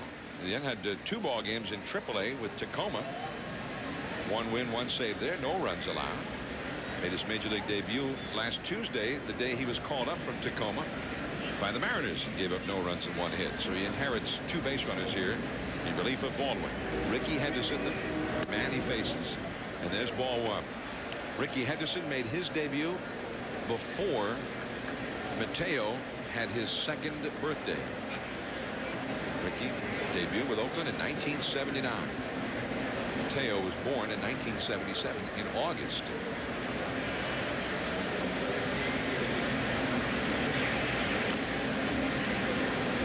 In fact, I mean, around 23 years ago, if you'd been at an Oakland game and seen Ricky Henderson, I mean, he would have been just like a young guy, younger than Mateo is right now. And we would have been talking to people saying, what do you know about him? They would say, oh, he runs real well. We think he's going to be good.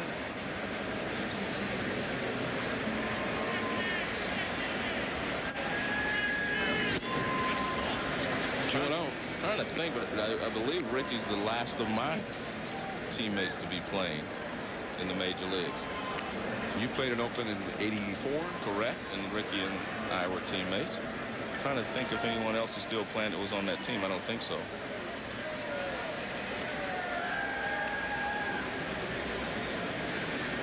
Two 2-0 the count to Henderson. And that is a foul.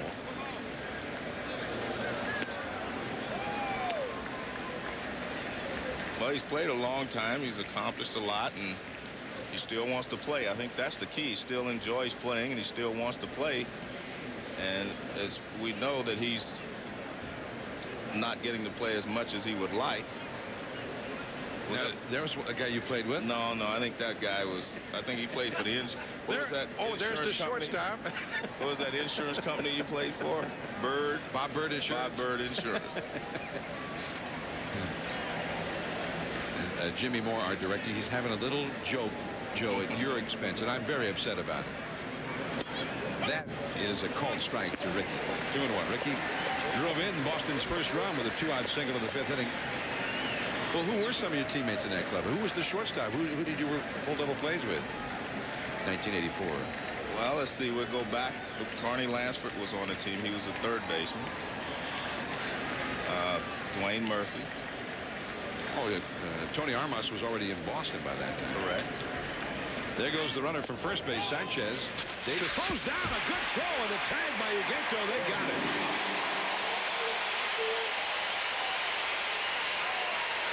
There's some of that Mariner defense you were talking about.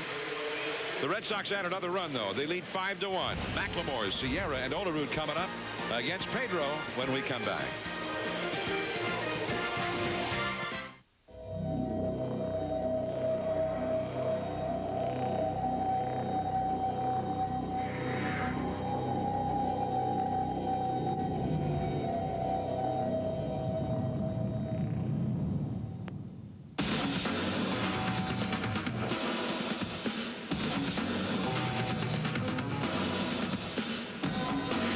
BMW 5 Series.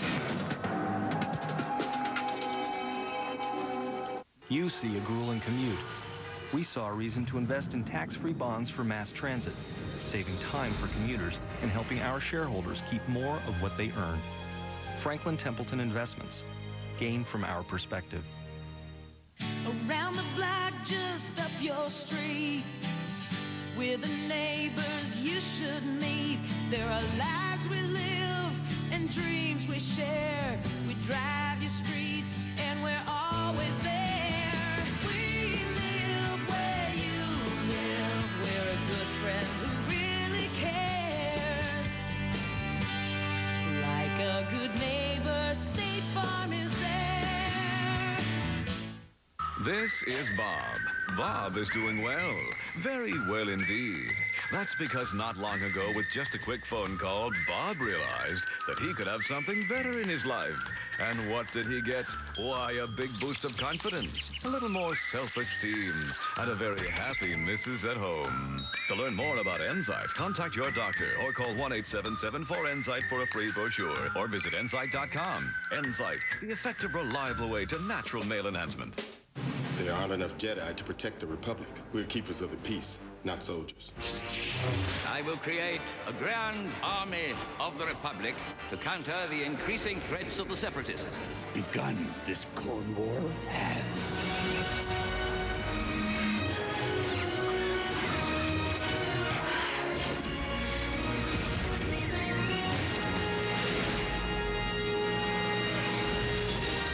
Rated PG. Pedro Martinez back to work at Safeco Field. The Mariners down by 4, and a nice effort by Offerman, but McLemore has an infield hit off the glove of Offerman.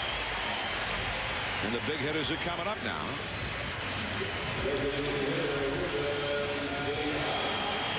Well, the one thing you're going to do if you're Pedro is you're going to throw strikes. And that's first pitch fastball, and McLemore is sitting on it, grounds it in the hole. Offerman makes a dive, and it hits right off the end of his glove. He can't hold on.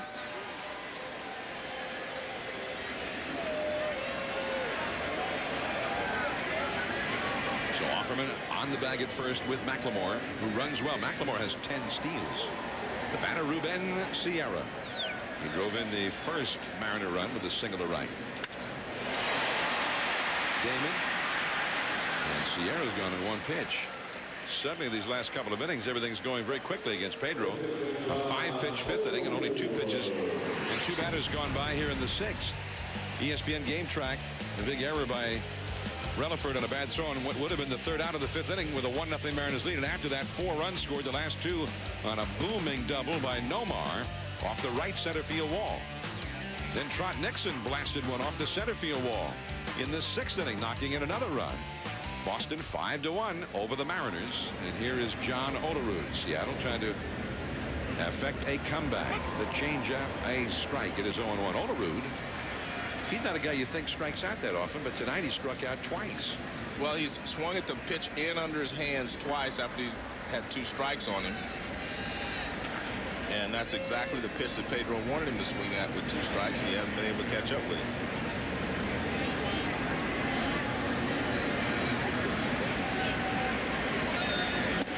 Fastball, a strike. That was the 9th pitch that Pedro has thrown since he got the lead in this game.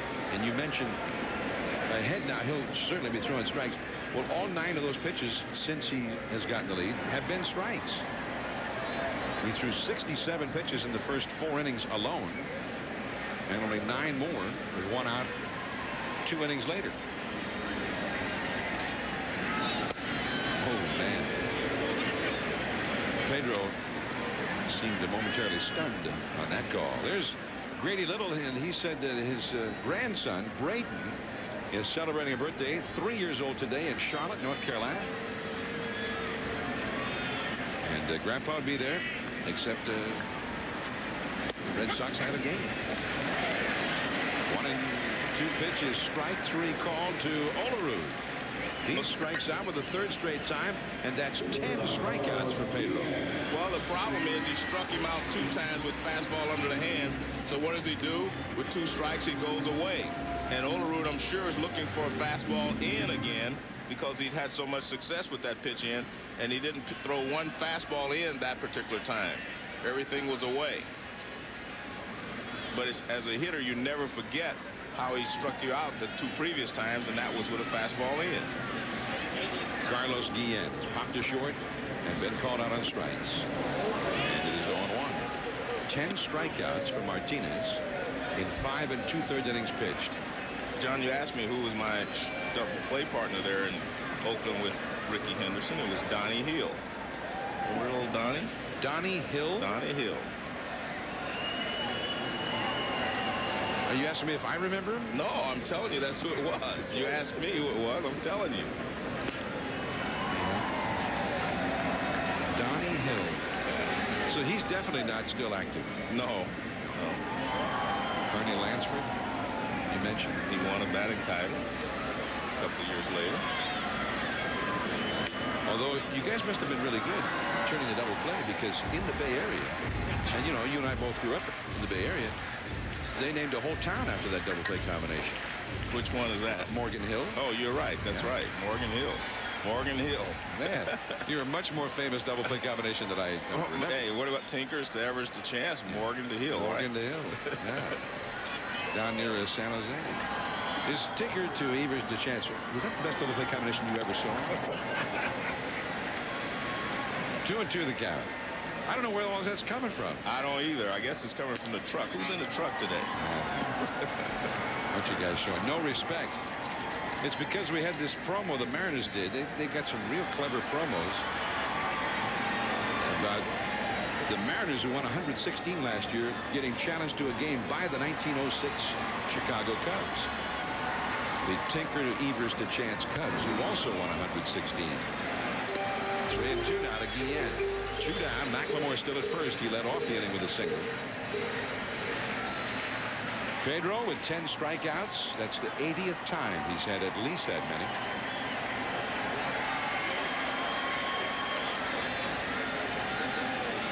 There goes McLemore, and that makes it 11. 11 strikeouts for Pedro Martinez. And he had a little quesaduro right there.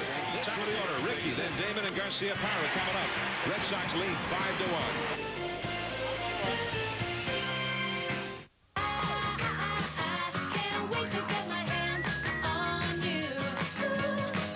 Get a free order of Domino's Cheesy Bread when you buy a large one-topping pizza for just $9.99. Get the door. It's free Domino's Cheesy Bread. Yeah, boy, when you're loyal, you get a bone and a belly rub. When I'm loyal, I get a free room. Hey, beat it, Fido. I'm nobody's chew toy. Deal! An Accor Hotel. You must all break out of your humdrum existences. The atom becomes the flower, becomes the ox, becomes the man. We all must change. The world needs change. You, sir, you must change. Chevy Avalanche. The only vehicle that changes from an SUV to a pickup. There's also Motor Trend's 2002 Truck of the Year. Thank you. No, thank you. Chevy Avalanche. Like a rock. 875 planes, 9,689 seats removed, 331,771 man-hours. One airline. The only airline with more room throughout coach.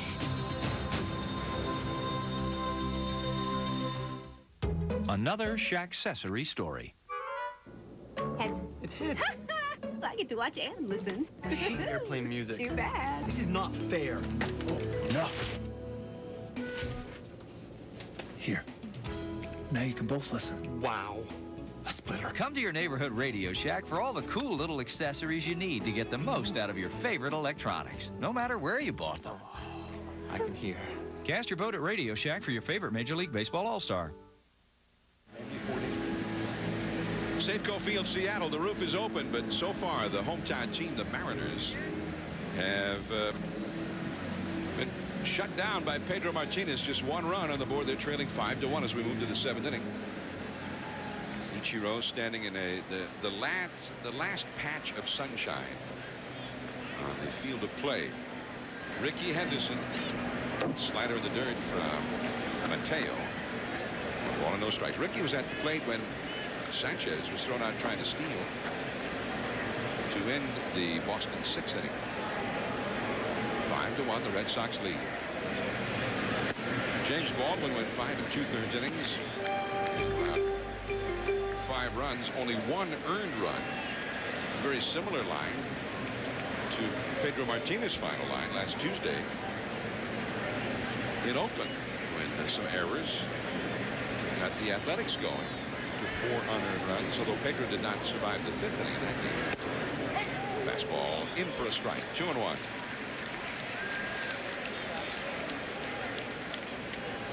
By the way, it's interesting. Pedro Martinez is pitching tonight's game on normal rest.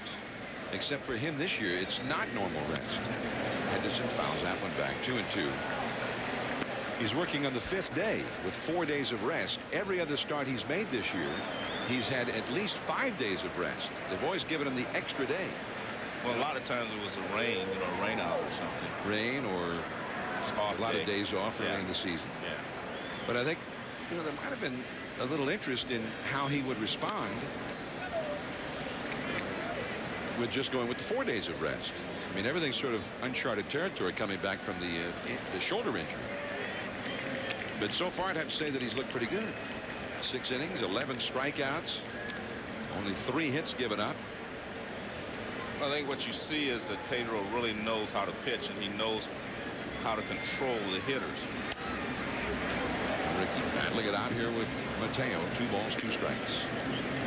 He mixes in his change-ups. He hasn't thrown very many curveballs. He's thrown a couple, but he doesn't throw many curveballs. It's basically a good moving fastball and a changeup.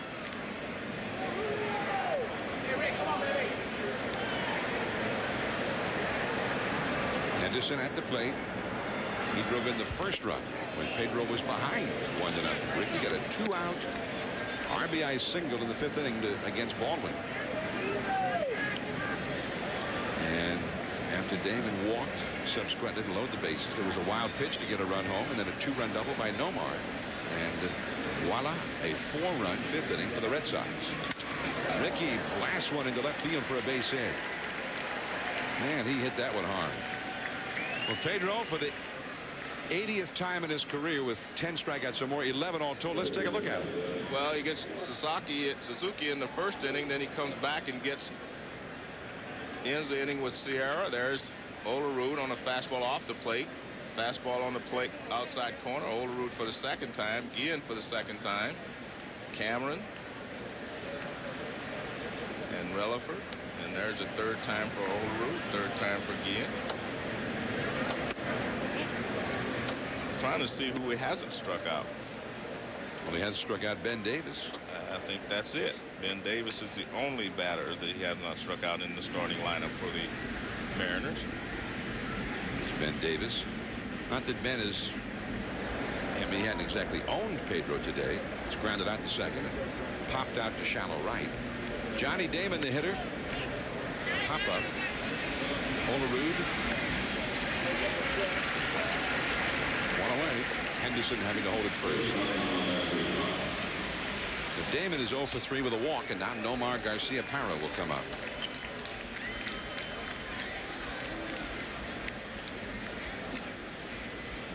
You know, it was interesting talking to Nomar as we see the look is Ichiro has got to contend with the last remnants of the sunshine out there in right field.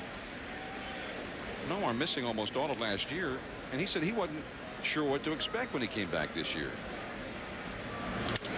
One a soft liner to Guillen. He throws back over to first. He pulled Olerud off the bag anyway, but Ricky was back. 2 down.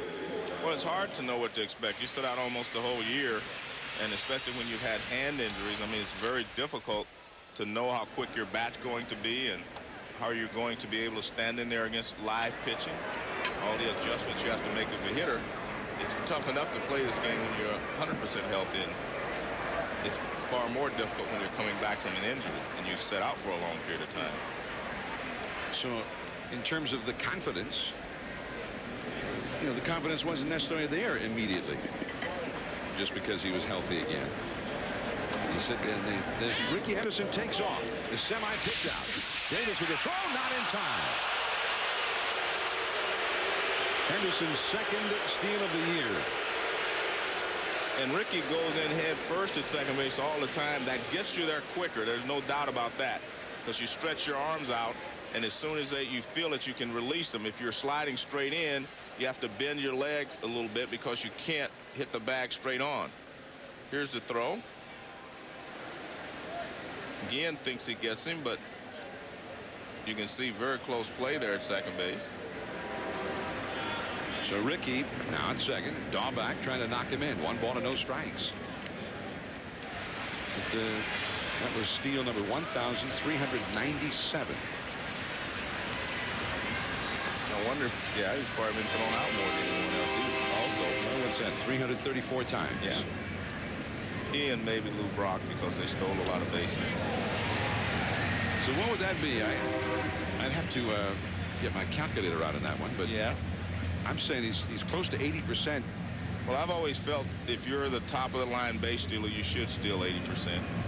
75 is good just for an average guy, but if you're the top echelon of that of base stealers, you should be up around 80%.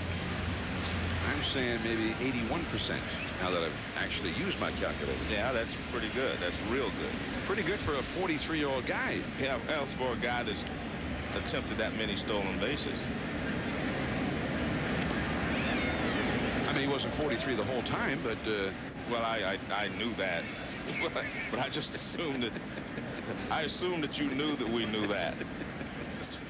Especially since you said he was young when he was with Oakland the first time. He was young when you were young. Yeah. Ichiro, who won the base stealing title in the American League last year. Ricky Henderson, who won the base stealing title of all time many years ago. And that's a cross strike. The last time a guy who was Ricky's age, 43 years old, stole a base was 1995. Dave Winfield stole a base. And he was another guy, magnificent athlete. Yeah. Kept himself in great shape. 2-2 to Daubach. He is 1 for 3 in the game. The Red Sox lead 5-1. That's foul.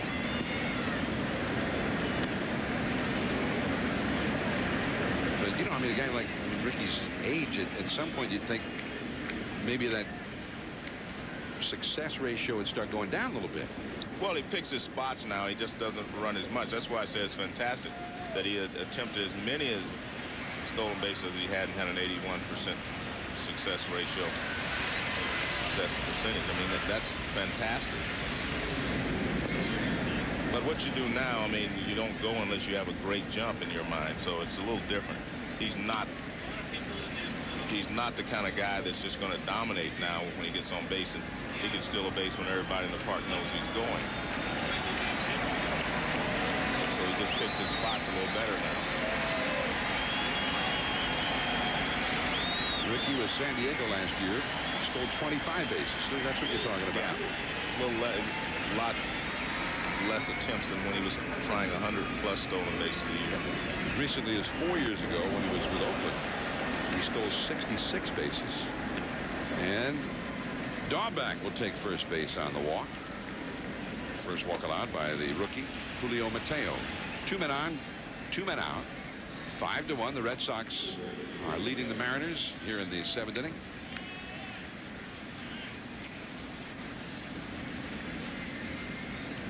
I still say we should get the commissioner to read that one of these days, John. You mean because it comes from his office? Yeah, it comes from his office. Read what?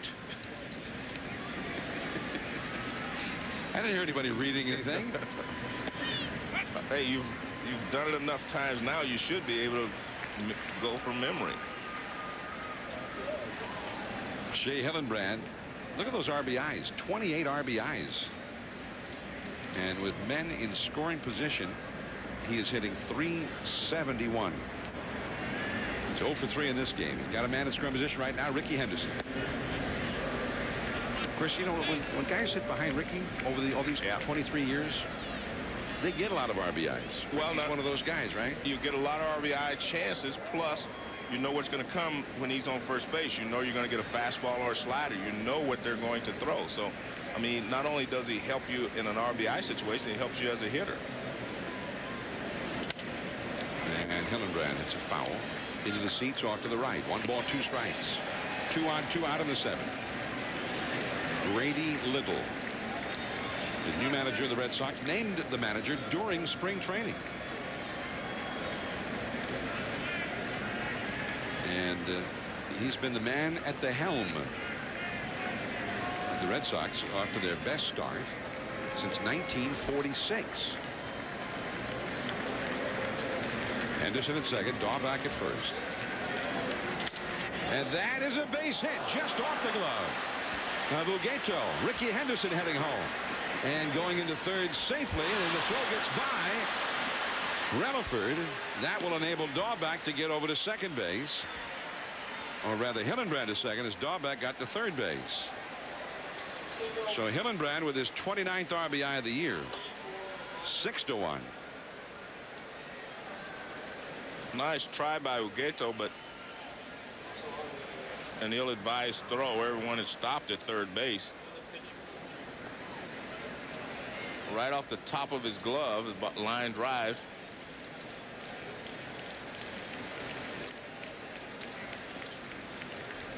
Right off the top of his glove, he couldn't hold it. And Ricky Henderson was able to score easily, of course, on it with 2 outs. Excuse me for just 1 second, Joe. Okay. The commissioner asked me to say this. All right.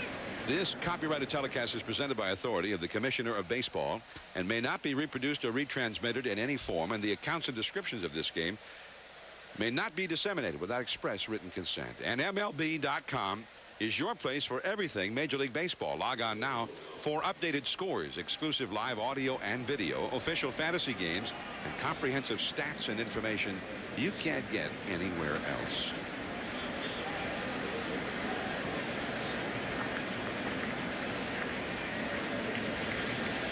The commissioner always asks me to read that, never asks you. Well, I don't know if Jose Offerman takes ball 1 down and away. Offerman 1 for 3, singled and scored a run in the 6th inning. the only analyst I know that used to read that was Don Meredith, and he'd have fun with it. Of course, his wasn't a Major League Baseball. You saying I didn't have fun with it? I mean, I thought you were a little too serious, but you know, I understand. You're afraid of the commissioner. I mean, I understand that. Well, it's not that fun a piece of copy, you know. Well, but I mean, Meredith had it memorized, though. That's what I'm saying. I mean, I think you should be able to memorize. We've been doing this for 13 years or so. And you're so critical. I just thought you would have it memorized by now. I tell you what, give it to me. I'll memorize it next time, and then I'll just throw it out there. So the next time when you don't have the card in front of you, we can still do it. When you work with Chris Berman, he just has it memorized? Is that it? Is that what you're saying? Yeah, but he never loses the card. You didn't have the card. And ball 4 to Offerman. And the bases are loaded. For Trot Nixon. 6-1 Boston. Red Sox now with a chance to completely break this one wide open. Over at third base, Brian Daubach, he walked. Hillenbrand got an RBI single. And Offerman, who just walked. And the Mariner bullpen is busy again. Here's Trot Nixon.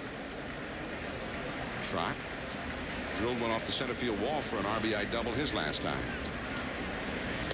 And Mateo throws him a called strike. In the bullpen, right-hander Justin Kay. Warming up now. Mariners have 3 rookies out of that bullpen. They're without veteran relief pitcher Jeff Nelson, who had surgery to remove some bone chips from his elbow. Ooh, good changeup. 0-2 the count. When I talked to Piniella today, he said that, I mean, that could be the strength of his ball club by the end of the year.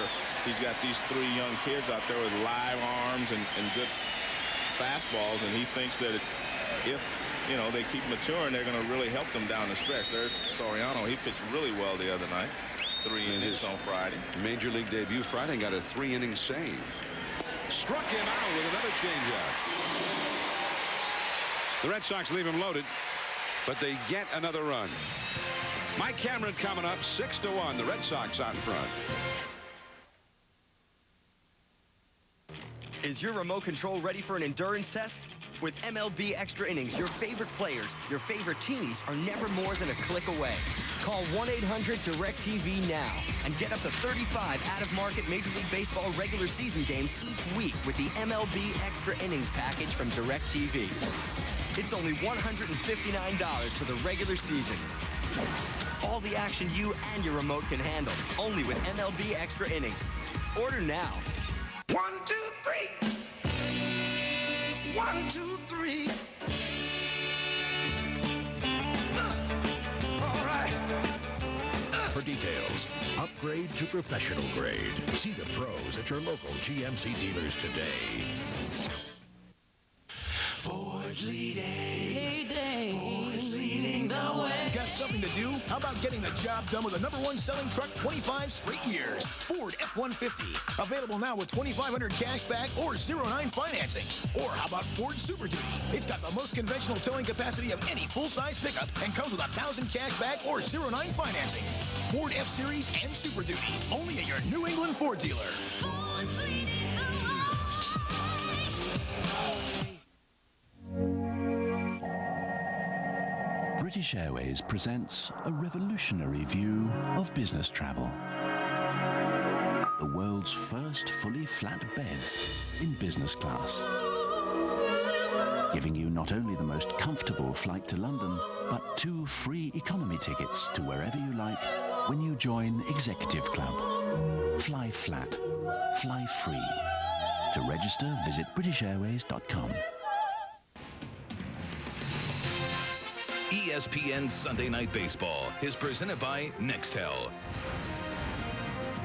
Nextel, how business gets done. And in part by new body heat activated Degree Gel. Kicks in the clutch. Sunday Night Baseball from Safeco Field, Seattle. Red Sox 6, the Mariners 1.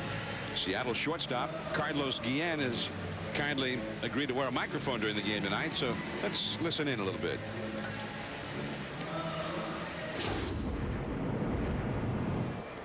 Oye. Let's play, man.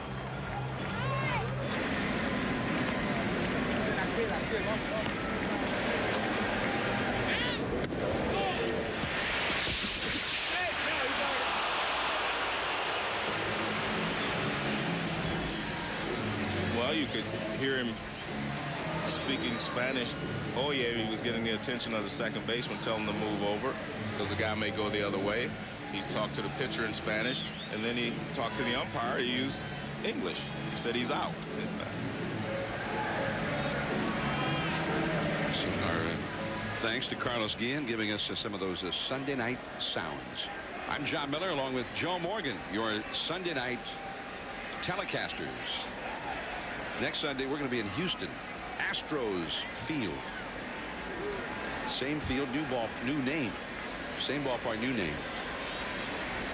I saw an interesting comment. Someone was talking to Jeff Bagwell about the fact that that was a home run hitter's ballpark.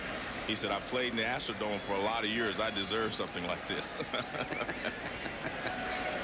You know, he also said, with Lance Berkman blossoming into a great star, he says, for the first time, really, he's no longer the best slugger on the team, the best player on the team. And he's, in a way, it's kind of a relief. Takes a little heat off of him. So we'll see Berkman, Bagwell, Biggio, Darrell Ward, and the Houston Astros. And they can take on that young Pittsburgh club that's done real well early on this year. I don't know if we'll get him or not. Guy I'd like to see is Josh Fogg. And I've talked to some scouts about him, Joe. Used to be with the White Sox. And, you know, he's not an overpowering guy, but as Mike Cameron goes down on strikes, and Pedro's got 12 strikeouts now. 3 in a row again. Oh, we haven't seen many of these. This is looks like it's a curveball. Well, more of a slider. It breaks down and away from Cameron. He hasn't thrown a lot of sliders. It's been fastball and a changeup. Well, he's retired 19 Mariners and 12 of them on strikeouts. Here's Relaford, who has popped out and struck out. 1 ball and no strikes. Pedro with 10 or more strikeouts, as you see how they play the defense for Relaford. That's a called strike on the inside. 80th time in his career. The only guys ahead of Pedro Martinez with 10 strikeout games are, in this order, Nolan Ryan, Randy Johnson, Roger Clemens, Sandy Koufax, and Steve Carlton. Carlton is next on the list. He did it 83 times. 10 or more strikeouts. Henderson. Ricky's feeling good. Yes, he is. Caught that one with a flourish. 2 down. Pedro Martinez before the game talked to us about his right arm and his health. This year, so far, even if the results are not the same, I'm feeling better because I'm pitching in a normal way. I'm pitching with no pain. Even if it takes me longer to make the adjustment and you know, adjust to the weight that I gain, adjust to pitching with a different mentality. I'm not gonna go out there trying to finish that game that I started. I'm just gonna go out there for 100, 105 pitches, and that's it. Well, he has retired 13 of the last 14 and is not yet to 100 pitches as we go to the 8th inning now. 6-1 Boston. My lawn is really by pride and joy. I know it's weed-free. I know it's dandelion-free. I do it by using Scott's Turf Builder Plus 2. The light granule sticks to that wet leaf much easier than a heavy granule, which would fall off. It doesn't stick. It just doesn't work. I think it's the greatest product ever made. The floor is heat sensitive.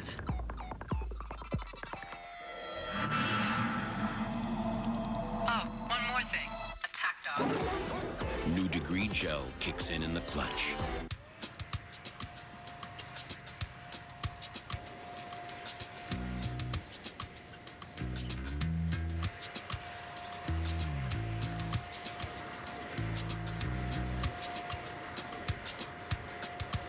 The Toro Super Blower. You can't buy a more powerful handheld blower. Another smart idea from Toro.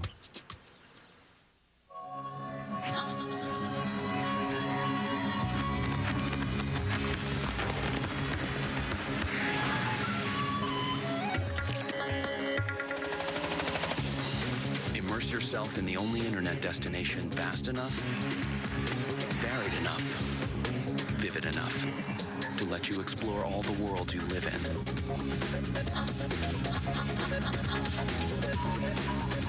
Lycos, search on.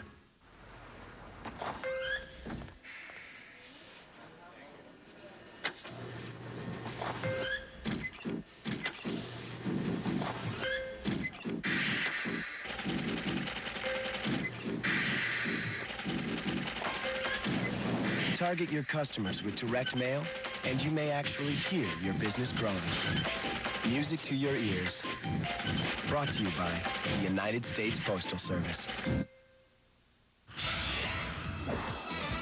Ahead on SportsCenter, Nomar Garcia-Parr reflects on his team and his game in our Sunday conversation, and Chris Berman counts down his top 10 plays of the week. Dan Patrick, John Anderson, SportsCenter, after the game on ESPN. Now the Red Sox into the 8th inning against Julio Mateo. Jason Varitek hitting 8th in the order, 1 for 3 in the game. And that is a foul ball. 0-1 the count. Pedro Martinez has thrown 93 pitches in the first 7 innings. And he's thrown 26 of them in the last 3 innings. And it was interesting, you know, what he said as we were going to break, just before we went to break. 0-1 to Varitek. That he's still adjusting, you know, to being bigger and stronger. Remember, I guess he's worked with weights or whatever. He says, I'm adjusting to the new strength. And also the fact that he feels good now, whereas before he was pitching when his arm was bothering him and he had a different mentality. And now he just feels probably more relaxed out there and feels better about what he's doing. And that also raises your confidence level when you know you're not going to injure your arm again. So the longer he's able to pitch without any more pain, the higher his confidence level will go. Ooh, good low slider. 2 balls, 2 strikes. Between innings,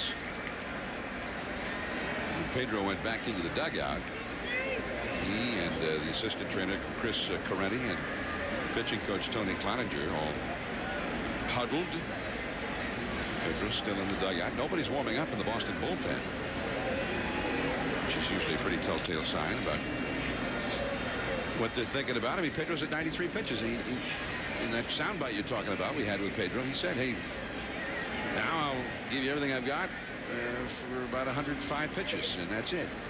Well, I'm sure he's going to go 1 more inning because he has not struggled, you know, in the last 3 innings. I mean, he's just retired the side, actually the last 4 innings. And Varitek into the alleyway. Ichiro cuts it off. He's got a great arm. Varitek digging for second. He makes it with a double. Pop-up slide. His second double of the game.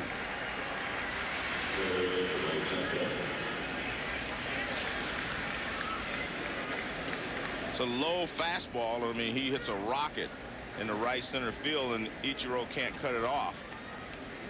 That ball was hit really hard in the gap.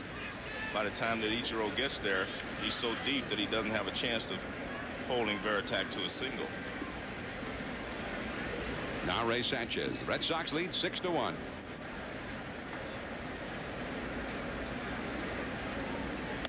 And that's ball one. High and tight. Mariner bullpen is busy. And Joe, you're talking about Pedro and everything coming back together for him. And Grady Little made the comment before the game, and you touched on it when you mentioned confidence. I mean, as great as Pedro's been, coming back from the arm troubles, pretty good bit of situational hitting there by Sanchez. Runner at second, nobody out. Sanchez moves him over to third base. And there's that conversation we're talking about, the huddle with Cloninger and the trainer Chris Coretti and Pedro. And you see Cloninger basically asking him, you know, how do you feel? I mean, are you sure you're okay? And I mean, do you want to go back out there? I mean, I think that's what he's asking. But I don't think Martinez had any intention of coming out of the ball game. I mean, he just came in, did his normal sit down, and was waiting for, you know, the inning to be over so he could go back out. Runner at third, Ricky Henderson now with the infield in for the Mariners, and the slider waved out and missed. Strike one. Ricky is 2 for 4 with a steal and a run batted in and 2 runs scored. Now the Red Sox do get the bullpen busy. There is Varitek over at third. Kim warming up in the Boston bullpen. Sun Woo Kim. 0-2 to count. So maybe we have seen the last of Pedro. Well, I'm sure if they score another run or two, he may come out. But Pedro probably doesn't think 6-1 is a insurmountable lead, and he wants to make sure that he doesn't come out too soon. 0-2 the count. Henderson backs away. Grady Little was saying that you know, the confidence. I mean, it takes a while for the confidence to come back fully. Even for a guy who's been as great as Pedro.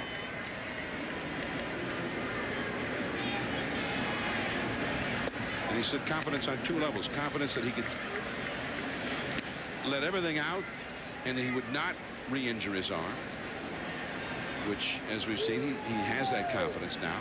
And the confidence that he's got the stuff and the sharpness to get big league hitters out again. Red Sox have done their part for him. They scored a lot of runs in his starts. Henderson to shortstop.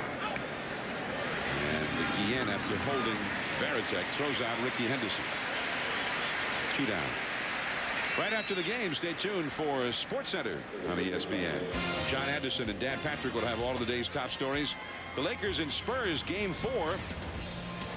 And some high drama there. The Sunday night conversation with Nomar Garcia-Parra and Chris Berman's top 10 plays of the week on ESPN SportsCenter right after Sunday Night Baseball. Here's Johnny Damon. He's 0 for 3 with a walk. And that slider from Mateo in there for a strike. Every Sunday, of course, here's where you'll find us. 8 Eastern, 7 Central, 5 Pacific. We'll have a ball game for you. Sunday Night Baseball. Every Sunday for the last 13 years. We've been here.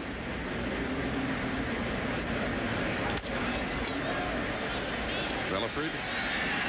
And he's just in time to get the fleet-footed Damon. 1 hit, 1 left. Ugeto, then Ichiro coming up. And Pedro's taking the jacket off, heading back to the hill. Pardon the interruption. 5:30 weekdays on ESPN. Again at 7 on ESPN2. It's the Nextel Direct Connect Play of the Week, presented by Nextel, the official wireless sponsor of Major League Baseball. 2-2 pitches, swung on and bounced to second base. Sanchez to Offerman, a no-hitter. The first no-hitter here by a Red Sox pitcher since Dave Moorhead in 1965. Tune in next week for the Nextel Direct Connect Play of the Week and learn how to win a trip to a World Series game with me, George Brett. Sunday Night Baseball, presented by Nextel, 8 Eastern on ESPN. Honey, they got any kumquats? I love kumquats. I don't know what kumquats look like. They got some great-looking tomatoes. We need tomatoes? No, I just got tomatoes. They got kiwis. They got some red things here. Hey, aren't you that guy? No, sorry, I'm not him. What about bananas? Come on, I know you. I get that all the time. I'm sorry. You're on television. In commercials. Hey, pal, I don't do commercials. I'm sorry. That's what you say, hon. Is 5 bananas too many? They get brown, you know. So, Dan, do we have everything we need for this meeting? It's all right here, sir.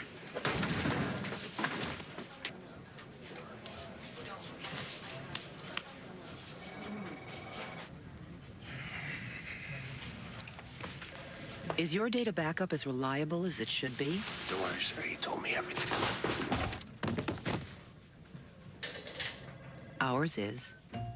Bright Store Storage Software from Computer Associates.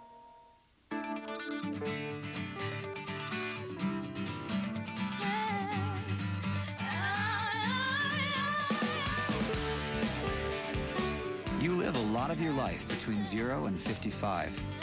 No one understands that like your State Farm agent. That's why more people insure their cars with us than anyone else. Because we think car insurance should be as much about you as it is about your car.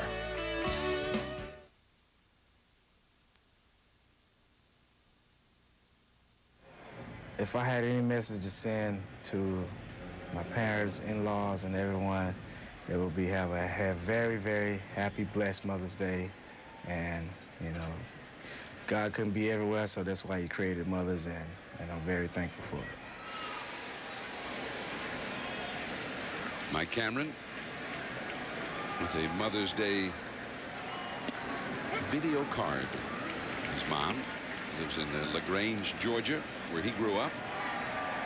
John, I have to tell you, next year we're going to make video cards for our moms. Okay? Yeah? Yeah, we'll do that next year. I thought you were too busy. No, never too busy for my mom. We'll make video. We will make our own video cards here for our moms next year. The Red Sox Nation. It's cool. And they're excited in New England. Why wouldn't they be? With a win tonight, not only would Pedro be 5-0, but the Red Sox would be 25-9. No Red Sox team has gotten off to this fast a start since the 1946 Sox, the team that went to the World Series. Ted Williams, Dominic DiMaggio, Johnny Pesky, Bobby Doerr, and a pitcher by the name of Tex Houston. They had some real strong pitching. The problem was it looked like they might be set up for years to come. And a lot of those pitchers got sore arms. Just off the outside. 3-2 now to Luis Ugueto. Ichiro is on deck. The only problem, John, is the injury to Manny Ramirez. I mean, that's a pretty important piece of this puzzle. I mean, especially over the long haul, because he can carry a ball club for weeks at a time. Well, I mean, Manny Ramirez was hitting .372, and he had 35 runs batted in. Right. And he'd scored 27 runs. He was leading the league in hitting, second in the league in runs batted in, among the league leaders in home runs, among the league leaders in runs scored. Not easy to replace that. I mean, they won't be able to replace that. No, you can't. I mean, that's why I say we're going to have to wait and see. I mean, they're going to have to really hold down the ship for the next week or so to prove to themselves that they can win without Manny, and to prove to themselves that, you know, they are tough enough to hold out for 3 or 4 weeks. But the first week is always the most important. Ugueto really battling it out here with Pedro, who's trying to get through the 8th inning, but he's had to throw 8 pitches to Ugueto already. So that means he's already over 100. 101 probably, if I remember correctly. He only threw 9 pitches the entire previous inning. 3-2. And Ugueto gets him for a leadoff walk in front of Ichiro. Pretty good at bat there by the rookie. Well, there's a pitch just off the plate inside. And this is more than likely his last batter. unless he retires Ichiro. Sun-Woo Kim has been joined by the left-hander Casey Fossum in the Boston bullpen. Here is Ichiro. He's 1 for 3 and has scored Seattle's run. 1 ball and no strikes. A slider low and in. And immediately he goes back to what he's had success with, and that's pitching Ichiro in. Struck out Ichiro in the first inning. First batter he faced in the game. Ichiro beat out an infield grounder to shortstop in the third. Stole second and scored a run later. And Sierra single, and he hit one back to Pedro his last time. 1 for 3. There goes Ugeto, and he will steal second without a throw.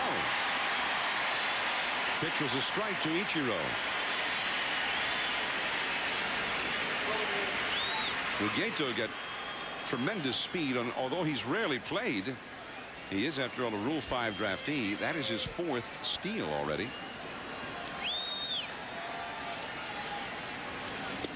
Two and one.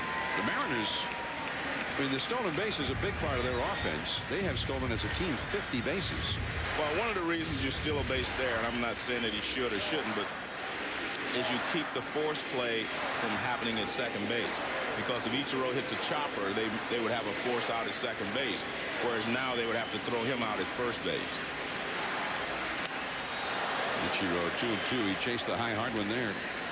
Well, it's not just that it's high and hard, John. It's also in tight on him. And you see the infield. I actually think that a lot of times they play him too deep. I mean, Garcia-Parra is back almost at the edge. I mean, they're there. I think when you have a guy that runs as well as Ichiro, I think you have to shorten up a little bit. 2-2. Ranked along the third base line. What a play by Hillenbrand. Not in time, not even close. And that hit was gotten by Ichiro because they didn't have a runner at first base. If Ugeto was at first base, they would have had a force out at second base. So that's why he stole a base before that happened. You can't throw Ichiro out on choppers or infield grounders, but you can force a guy out at second base. Now watch this. If there was a runner at first base, he takes this ball, he spins around. Now he could throw to second base right there for the force out. But instead, he has to come all the way across the diamond, and there's no chance to get Ichiro on that ground ball. 2 infield hits for Ichiro. Grady Little, the manager, went out to speak to Pedro. 2 men on, nobody out, and Mark McLemore coming up. McLemore, after striking out his first time, has walked and beaten out an infield hit since then. That's 4 hits now for the Mariners.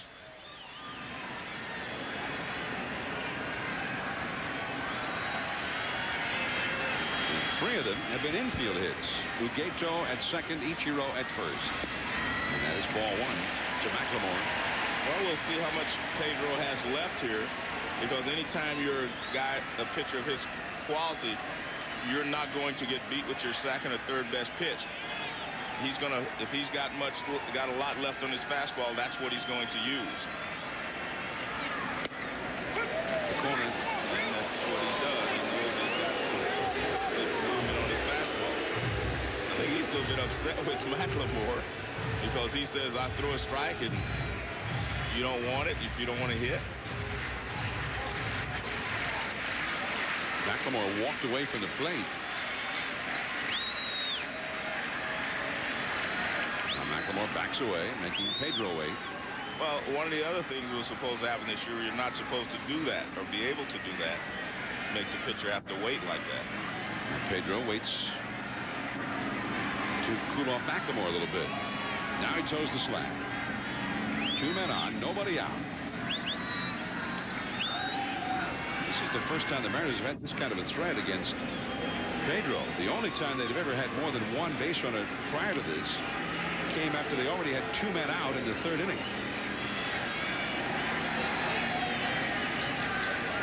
Oh, by the way, last week Bob Watson was watching when we mentioned they didn't have a bat in the on-deck circle. 2-1 now to McLemore. I talked to him the next day. He left a message for me that he was watching. So he is the to speed up the game, Czar. Gato at second, Ichiro at first, both with great speed. McLemore runs well too. On the outside corner with a fastball. Still had reserve enough to find a 93-mile-an-hour heater there. But I think it was the location that was good. He threw him 3 pitches inside, and then he goes away over the outside corner with a fastball. And he's throwing 4 straight fastballs. I mean, he may want to throw him a change up here. But he does still have a good fastball, so he'll probably throw that. Change up. Well, after you throw 4 straight fastballs and you have a great changeup like he has, you know, it's a good time to use it. But it also brings a count to 3-2, and it also tells McLemore that you're going to come with a fastball now because you just missed with the changeup. Uget Urbina, the closer for Boston, gets up now. That's a very important game for Boston. Keep them getting swept here in Seattle. Double play ball to second. Here's one. Garcia Parra to first. 2. Double play. Ugeto down to third. Sanchez to Garcia Parra to Offerman. Double play. Well, McLemore hit it hard, but he hit it right at the second baseman. Now watch this perfect double play situation. Straight at the second baseman. He flips to Garcia Parra, and I tell you what, Garcia Parra has a strong, quick, and a quick arm. That ball had a lot on it going across the diamond. See the reaction of Pedro. He's happy. Well, and that's huge for Pedro. He had thrown 20 pitches in this inning without retiring anybody. And just like that, on the 20th pitch, he gets 2 outs. Strike 1 to Sierra. When you're a pitcher like Pedro, you do not want to be pulled out in the middle of the inning. He wants to finish this inning and let somebody else pitch the ninth. Sierra has driven in the only run of the game for the Mariners with a 3rd inning single, which briefly gave Seattle the lead in this game. Cloninger talking to the bullpen. Well, what he's doing is telling them who will go in case the score is this or whatever happens here with Sierra. Sierra into center. There is Damon. So it started promisingly for the Mariners, and Pedro Martinez has finished 8 innings. 12 strikeouts, only 4 hits allowed. Garcia Parra coming up, and the Red Sox are leading 6-1. By Ocean's 11 now on DVD and video. You're either in or you're out. The guys check the batteries who took the house You're a thief and a liar. are coming to your house. Exactly. Ocean's 11. Buy it now on DVD and video.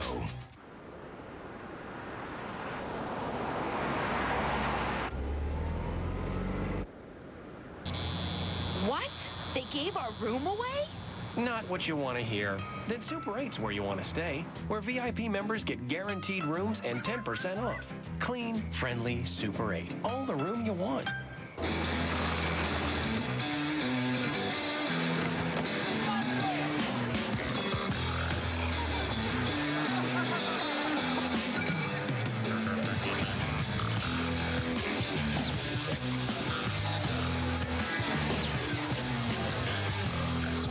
Ice Premium Malt Beverage, reminding you that if you're gonna drink, do whatever it takes to act responsibly.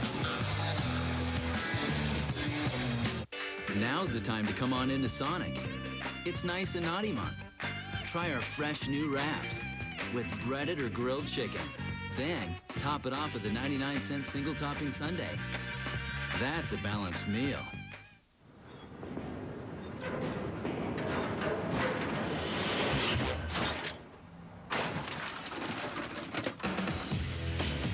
Say goodbye to machines taking up valuable office space and tap into the Kinko's network. ESPN Sunday Night Baseball presented by Nextel. Tonight from Seattle.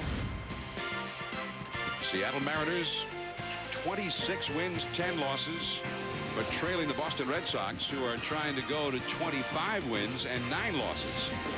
These are the 2 teams with the best records in all of Major League Baseball. The Mariners have won the first 2 games of the series, but the Red Sox are leading right now 6-1. And 25-year-old right-hander Justin Kay throws a slider for a swinging strike 1 to Nomar Garcia Parra. Nomar 1 for 4, but his one hit was a big one. It capped off a 4-run 5th inning rally. Doubled off the right center field wall just beneath the 385 marker. 0-2 the count. Kay, born in Fort Lauderdale, graduated from high school though in Las Vegas. 1 ball 2 strikes. Kay has been brought along as a relief pitcher. There's only 1 year in all of his minor league experience where he was a starting pitcher. And he put up some great numbers last year in AAA ball. 77 innings pitched, 107 strikeouts. It doesn't look like he does it with overpowering stuff. No, and you could tell right away. I mean, the catcher Ben Davis was trying to get him to throw a fastball there, and he went to the, looked like a little splitter. Or kind of hung that one up there, but fouled back over the screen by Nomar. 2 balls 2 strikes. Top of the 9th inning. Pedro Martinez 8 strong innings. The first time that he worked this year on just the standard 4 days of rest. He'd always had at least the 1 extra day prior to this. Right back through the middle. Well, he finally got a fastball, and he was right on it. And the ball gets through Cameron. Garcia-Parra goes to second. And that will be a single and an error. The 3rd Seattle error of the game. Just when you were praising their defense. Yeah, you're right. I don't see it. Well, I guess you have to look at what has happened. That pitch is up and out of the strike zone, but Garcia-Parra goes up and gets his top hand on it and lines it into center field. Ball kind of bounced up. A little bad hop. Yeah. So Cameron gets charged with the error. And now Brian Daubach comes up. 6-1. The Red Sox lead the Mariners. We're in the 9th inning. Red Sox have 12 hits. How about the way they went into Oakland this week and swept the Athletics there? I mean, that was pretty impressive. Very impressive. Oakland plays very well in Oakland. I mean, in one game, they it was Wednesday night that was carried on ESPN. Although you didn't do it. No, I was in New York with the Giants and the Mets. That's right. Tony Gwynn did that game. The Red Sox had 12 runs and 19 hits against the Athletics in that game. Brian Daubach with a base hit to right center field into the alleyway, and that will roll through to the wall. In to score is Garcia-Parra, and Daubach eases into second with a double. 7-1 Boston. Well, this looks like the Red Sox offense that they were counting on earlier this week to do damage here in Seattle, but Seattle was able to contain them and win the first 2 ball games.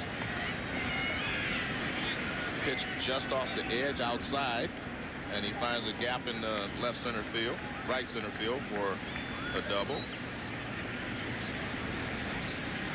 Now Shea Hillenbrand, who had an RBI single in the 7th inning. He's 1 for 4. And a slider in there for a strike. 0-1. 7-1. Boston ahead. Now the Red Sox in the first 2 games of this series scored only 3 times. They have not hit a home run in the entire series up till now. But they put 7 on the board tonight. And that is a ball. 1 ball, 1 strike. Red Sox have been doing it not just with hitting. I mean, they're hitting 300 and averaging 6 runs a game as a team. But they've also had the best pitching record of any team. They came into this game with an earned run average of 3.32.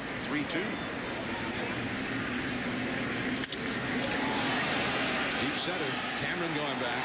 Still going back. And that ball is off the top of the wall.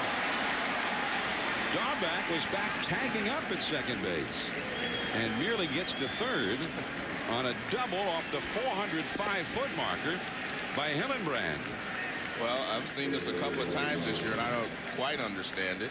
I mean, you see Hillenbrand saying, well, what do I have to do to get you home?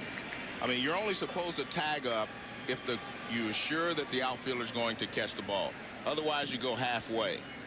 And he drills this ball. Now, there's no way you could figure that Cameron was going to catch this ball, so he should have been halfway, and you would have been able to score easily. And the ball's about 6 inches from going over the wall. And the Red Sox with a pretty big lead, so maybe it won't cost them here, but I mean, Dahlbeck has to score from second on a double. You would think. Now Offerman. Well, he'll score now. Base hit to left field. And the ball booted out there by McLemore, but already stopping at third was Hillenbrand. So an RBI single for Offerman. And it is now 8-1. And Justin Kay has not yet retired anybody here. Brian Price out to talk to the young right-hander in his second major league appearance. Let's take a look at Dahlbeck on this ball hit off the center field wall. Well, he goes back to the bag.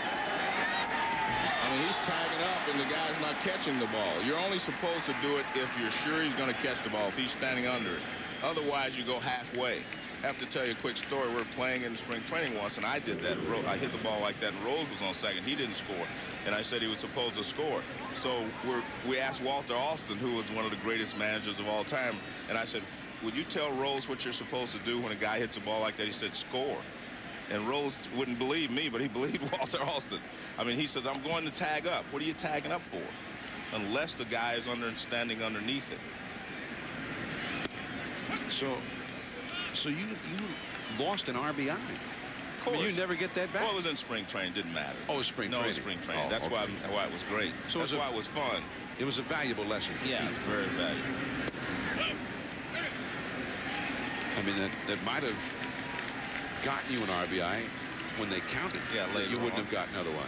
Yeah. I mean, Walter Alston was the manager of the Dodgers. Did you just like call Walter and say, hey, would you mind coming over? No, we were playing them the next day in spring training, and I just said, well, you won't believe me, let's ask Walter. So we went over and talked to him, and we asked him, and he said, you know, Rose was saying, aren't you supposed to tag up? He said, you're supposed to score. Rose said, aren't you supposed to tag up? He said, you're supposed to score. I think he finally got it through to Pete after about 3 points. He says, you're supposed to score. Now, that is everybody's dream in an argument, to have an ultimate authority standing by to make your point for you. Exactly. Trot Nixon down on strikes. I think there was a scene like that in a Woody Allen movie. Pedro Martinez finishing the 8th inning, back in the dugout afterward. And pitching coach Tony Cloninger gave him a big embrace. Grady Little came over with a warm, what would you call that, a face tap? I guess. A face pat? You know what's interesting is that, remember, we talked to Leo Mazzoni once, and he says, you know, a pitching coach is, you know, part fatherly figure, friend, and confidant, and that kind of shows it all right there. That's a ball outside. Pedro was happy that he did well, and he got his pat on the back from the pitching coach. So Pedro, 8 innings, 1 run, 4 hits allowed, 3 walks, 12 strikeouts. And that ball is hit fair by Varitek, who already has 2 doubles in the game. This time a fan interferes with the ball. Hillenbrand is in to score from third. Offerman goes to third, and they will award Varitek with his 3rd double of the game on this time the fan interference. Again, Varitek goes the other way. We saw this earlier in the ball game, just inside the foul line down the third base line. Second ball that he's hit that way for a double. Kid reaches and grabs it. Now he's looking to see what they're going to do to it. But I think with the game in this situation, they're going to let him stay in his seat. Yeah, often in most ballparks, if you interfere with a ball that's actually in play, you'll be escorted out of the ballpark. Or to a different seat, at least. Yeah. Like in maybe Kansas City. Right. They might move you right out of the city. Ray Sanchez, the hitter, he's 2 for 4, and he's reached on a big error. 9-1. Boston has broken it wide open here against Justin Kay. There's a big breaking ball for a strike. 1 ball, 1 strike. Go Mariners! It's the bullpen pub where you can see the game and the visiting bullpen. You can spy in the bullpen. Sun Woo Kim is warming up in the Red Sox bullpen out there. Is that him? Yes, it is.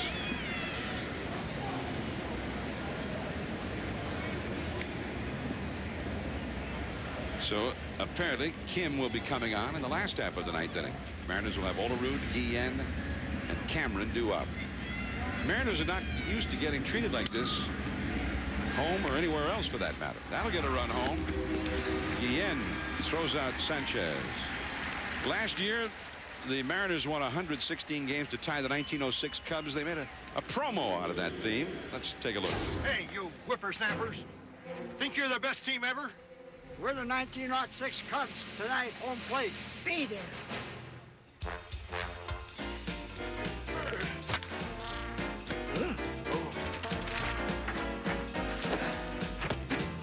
Is that all you got? Mariners baseball, Soto Mojo. Nice shot. Oh.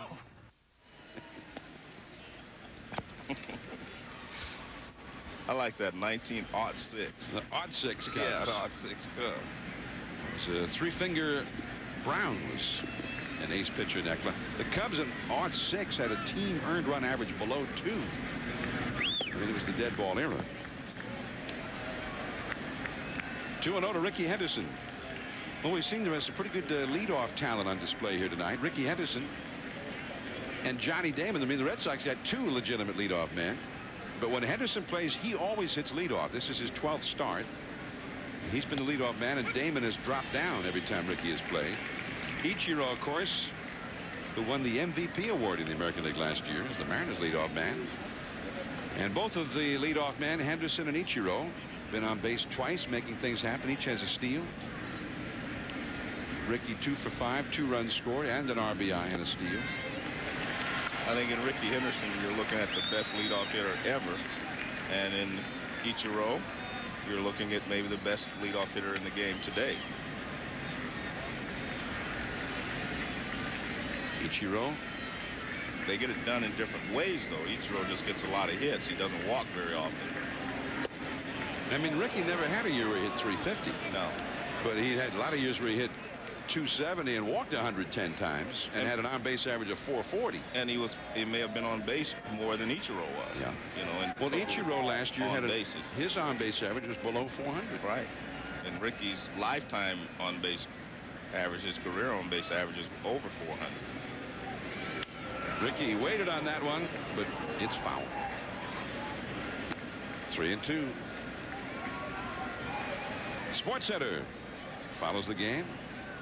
And as part of Sports Center, the Sunday conversation will be with Nomar Garcia-Parra, who right now is in the hole. Henderson at the plate, Damon on deck, Nomar in the hole just in case.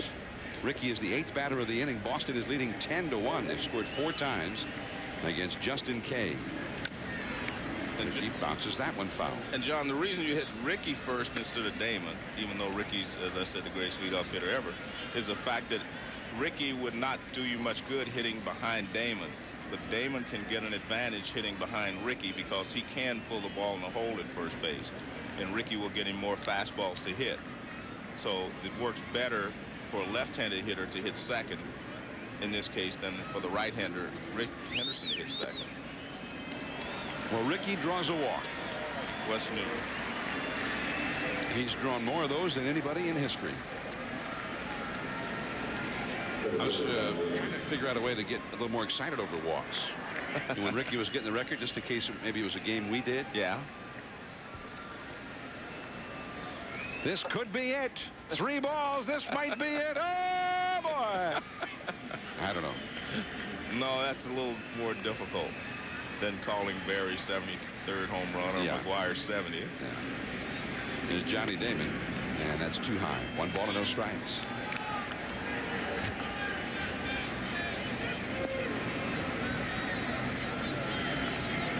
John, you talk about walks. Barry Bonds, he's walked 45 times this year. Going into play today. And Barry's on a pace to walk about 225 times this year. People often ask me, why does Sammy Sosa get the hit more than Barry Bonds does? Why does he walk less than Barry? Damon with a foul. 2-1. And my answer is that Sammy is a little more of a free swinger than Barry is.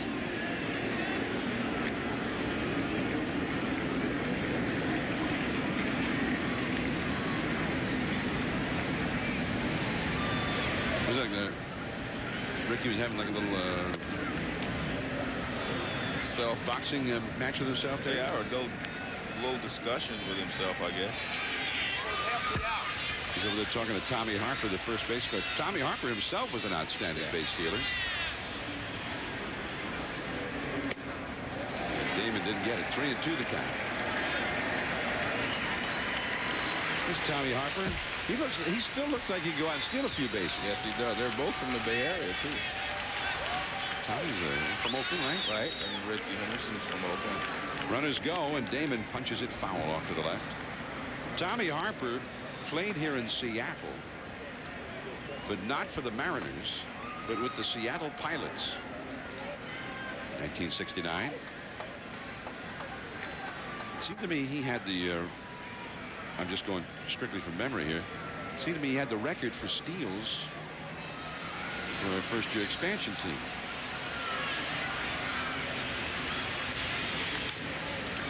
That is another foul.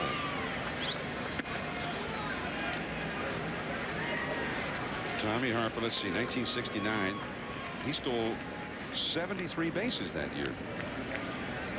Out of Encinal High School, which is the same high school, if I'm not mistaken, Willie Scarlett, and currently Jimmy Rollins. Right. Of the Phillies. Runners go. Nice pickup by Olerud. And they put out for Kay. So the inning is over. The Red Sox get 4 more. Now they lead 10-1. Last of the 9th coming up.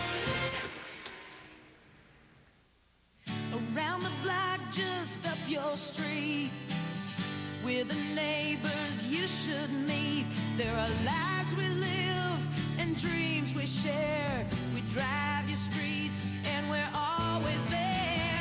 We live where you live. We're a good friend who really cares.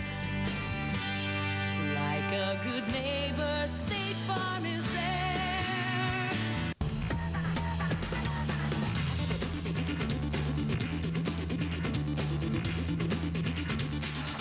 What?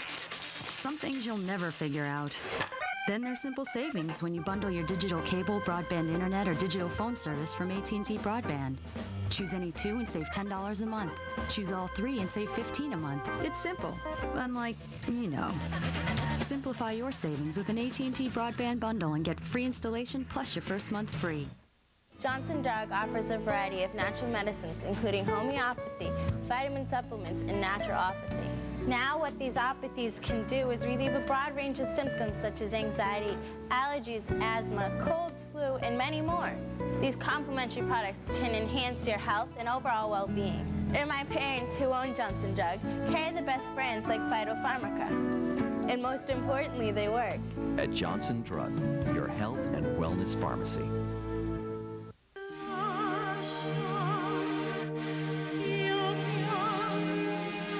There are 2 basic ways to help protect you in an unavoidable collision.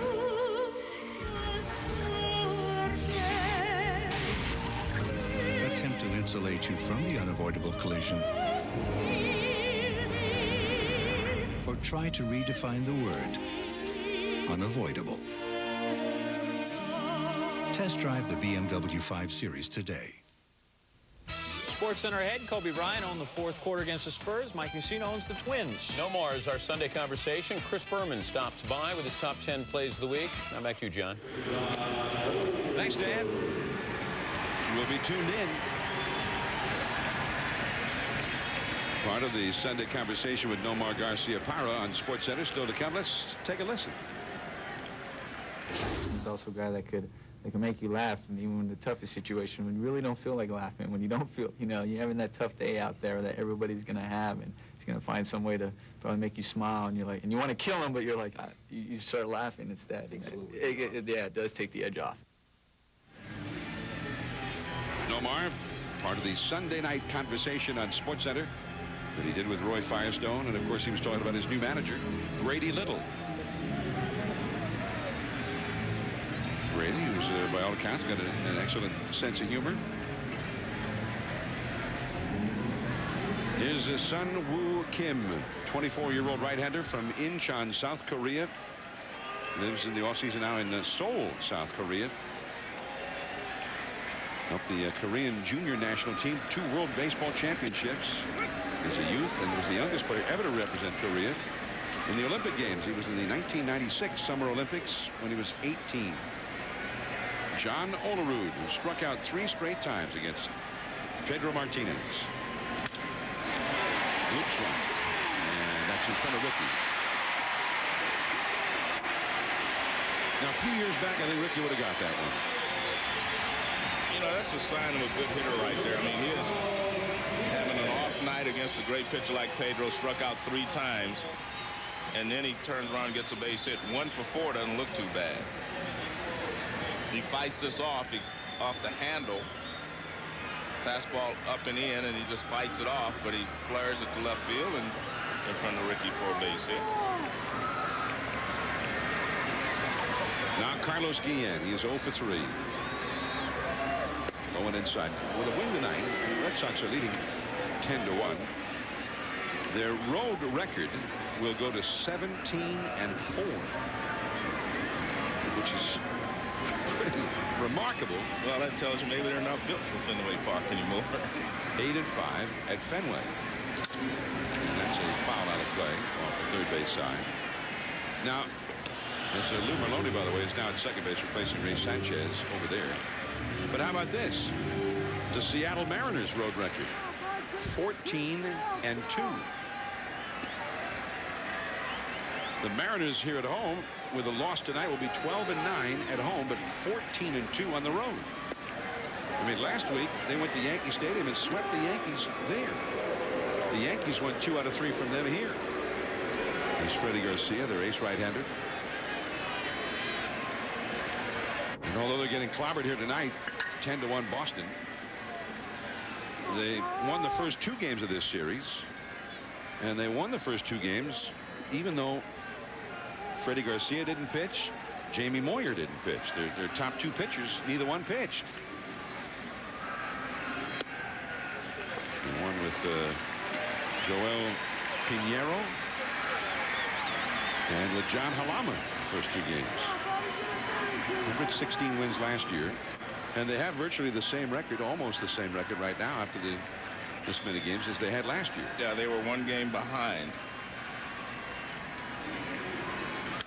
That's a ball out of play. 3-2 the count to Guillen. So these 2 teams will reconvene next Friday at Fenway. We'll see how the Mariners do in Boston. But these 2 clubs have had a better road record at the start of the year than any team since the 1984 Detroit Tigers. Tigers started that year, they started 17-0. It's a walk again. Well, Lou Piniella certainly has been a big part of the Mariners' success, and they did a promo here spotlighting how Lou does it. Hey, Cam. Move over.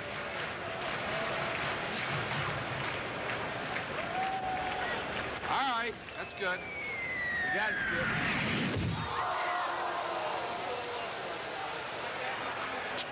How'd you see that one coming? Just a hunch.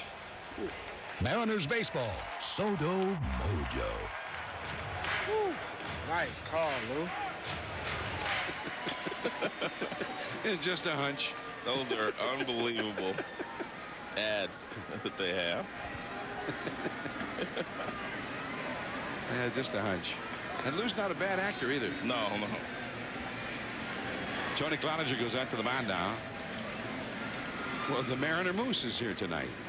A lot of the fans have left already, but not the Moose. He's still here.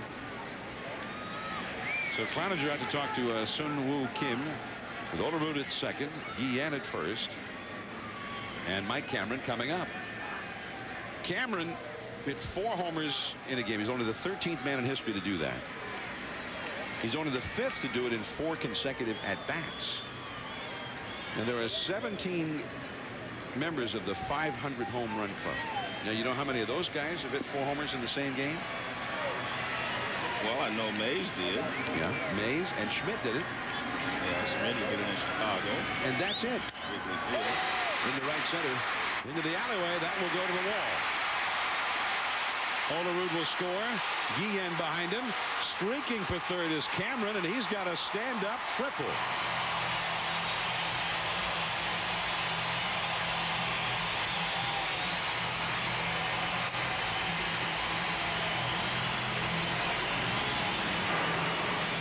Well, if you're Mike Cameron and Kim just walks a guy, the pitching coach goes out and talks to him, so you know they're going to come with a fastball first pitch, try to get ahead of you, try to throw a strike.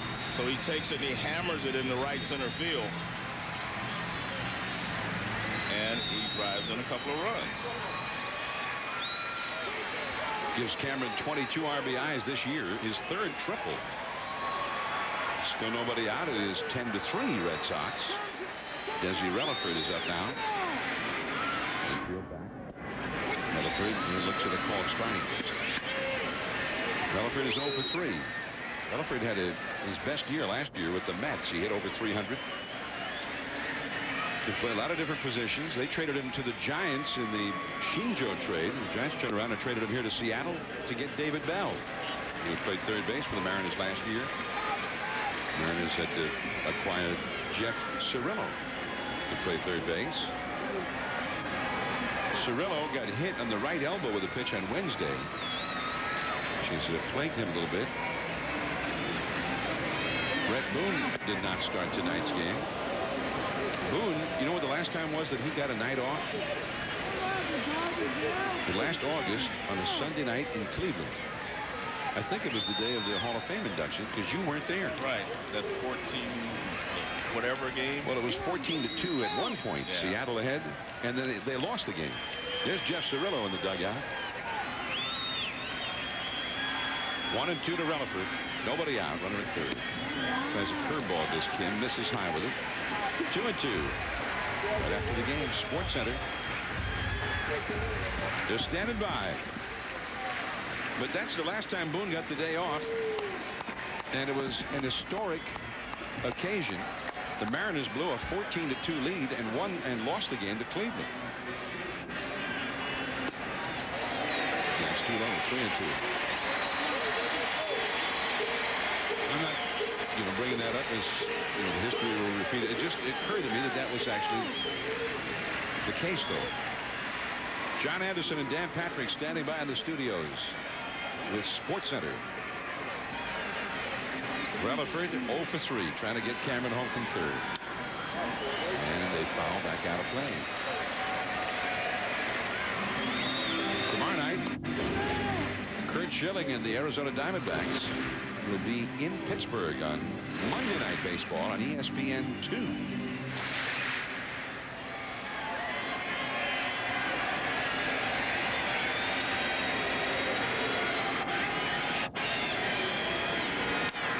Another foul out of play.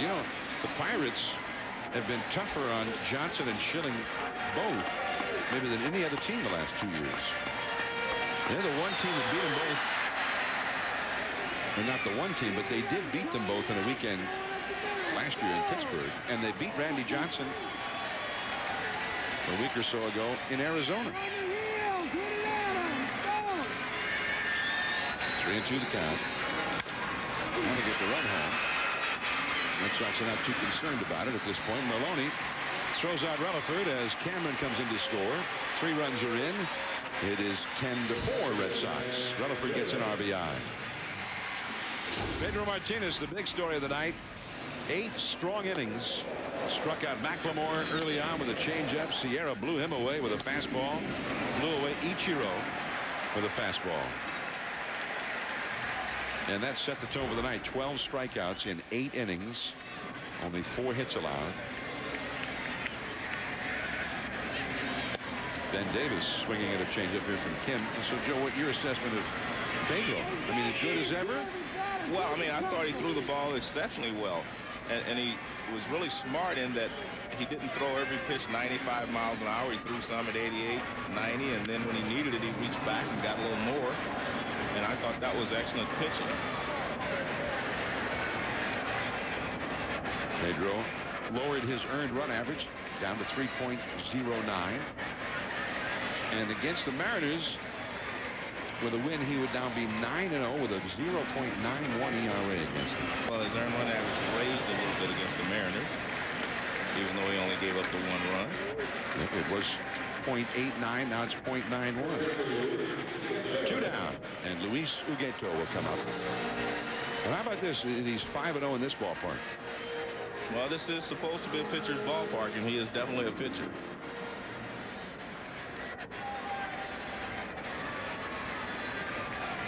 Pedro, who was not happy with all the negative things that were surrounding the Red Sox last year. But right now, officially, he's got one in the books. He is 5-0, and he joins Dave Stewart as one of only 2 players to win their first 5 decisions in each of 3 consecutive seasons. Congratulations. The Red Sox avoid a sweep.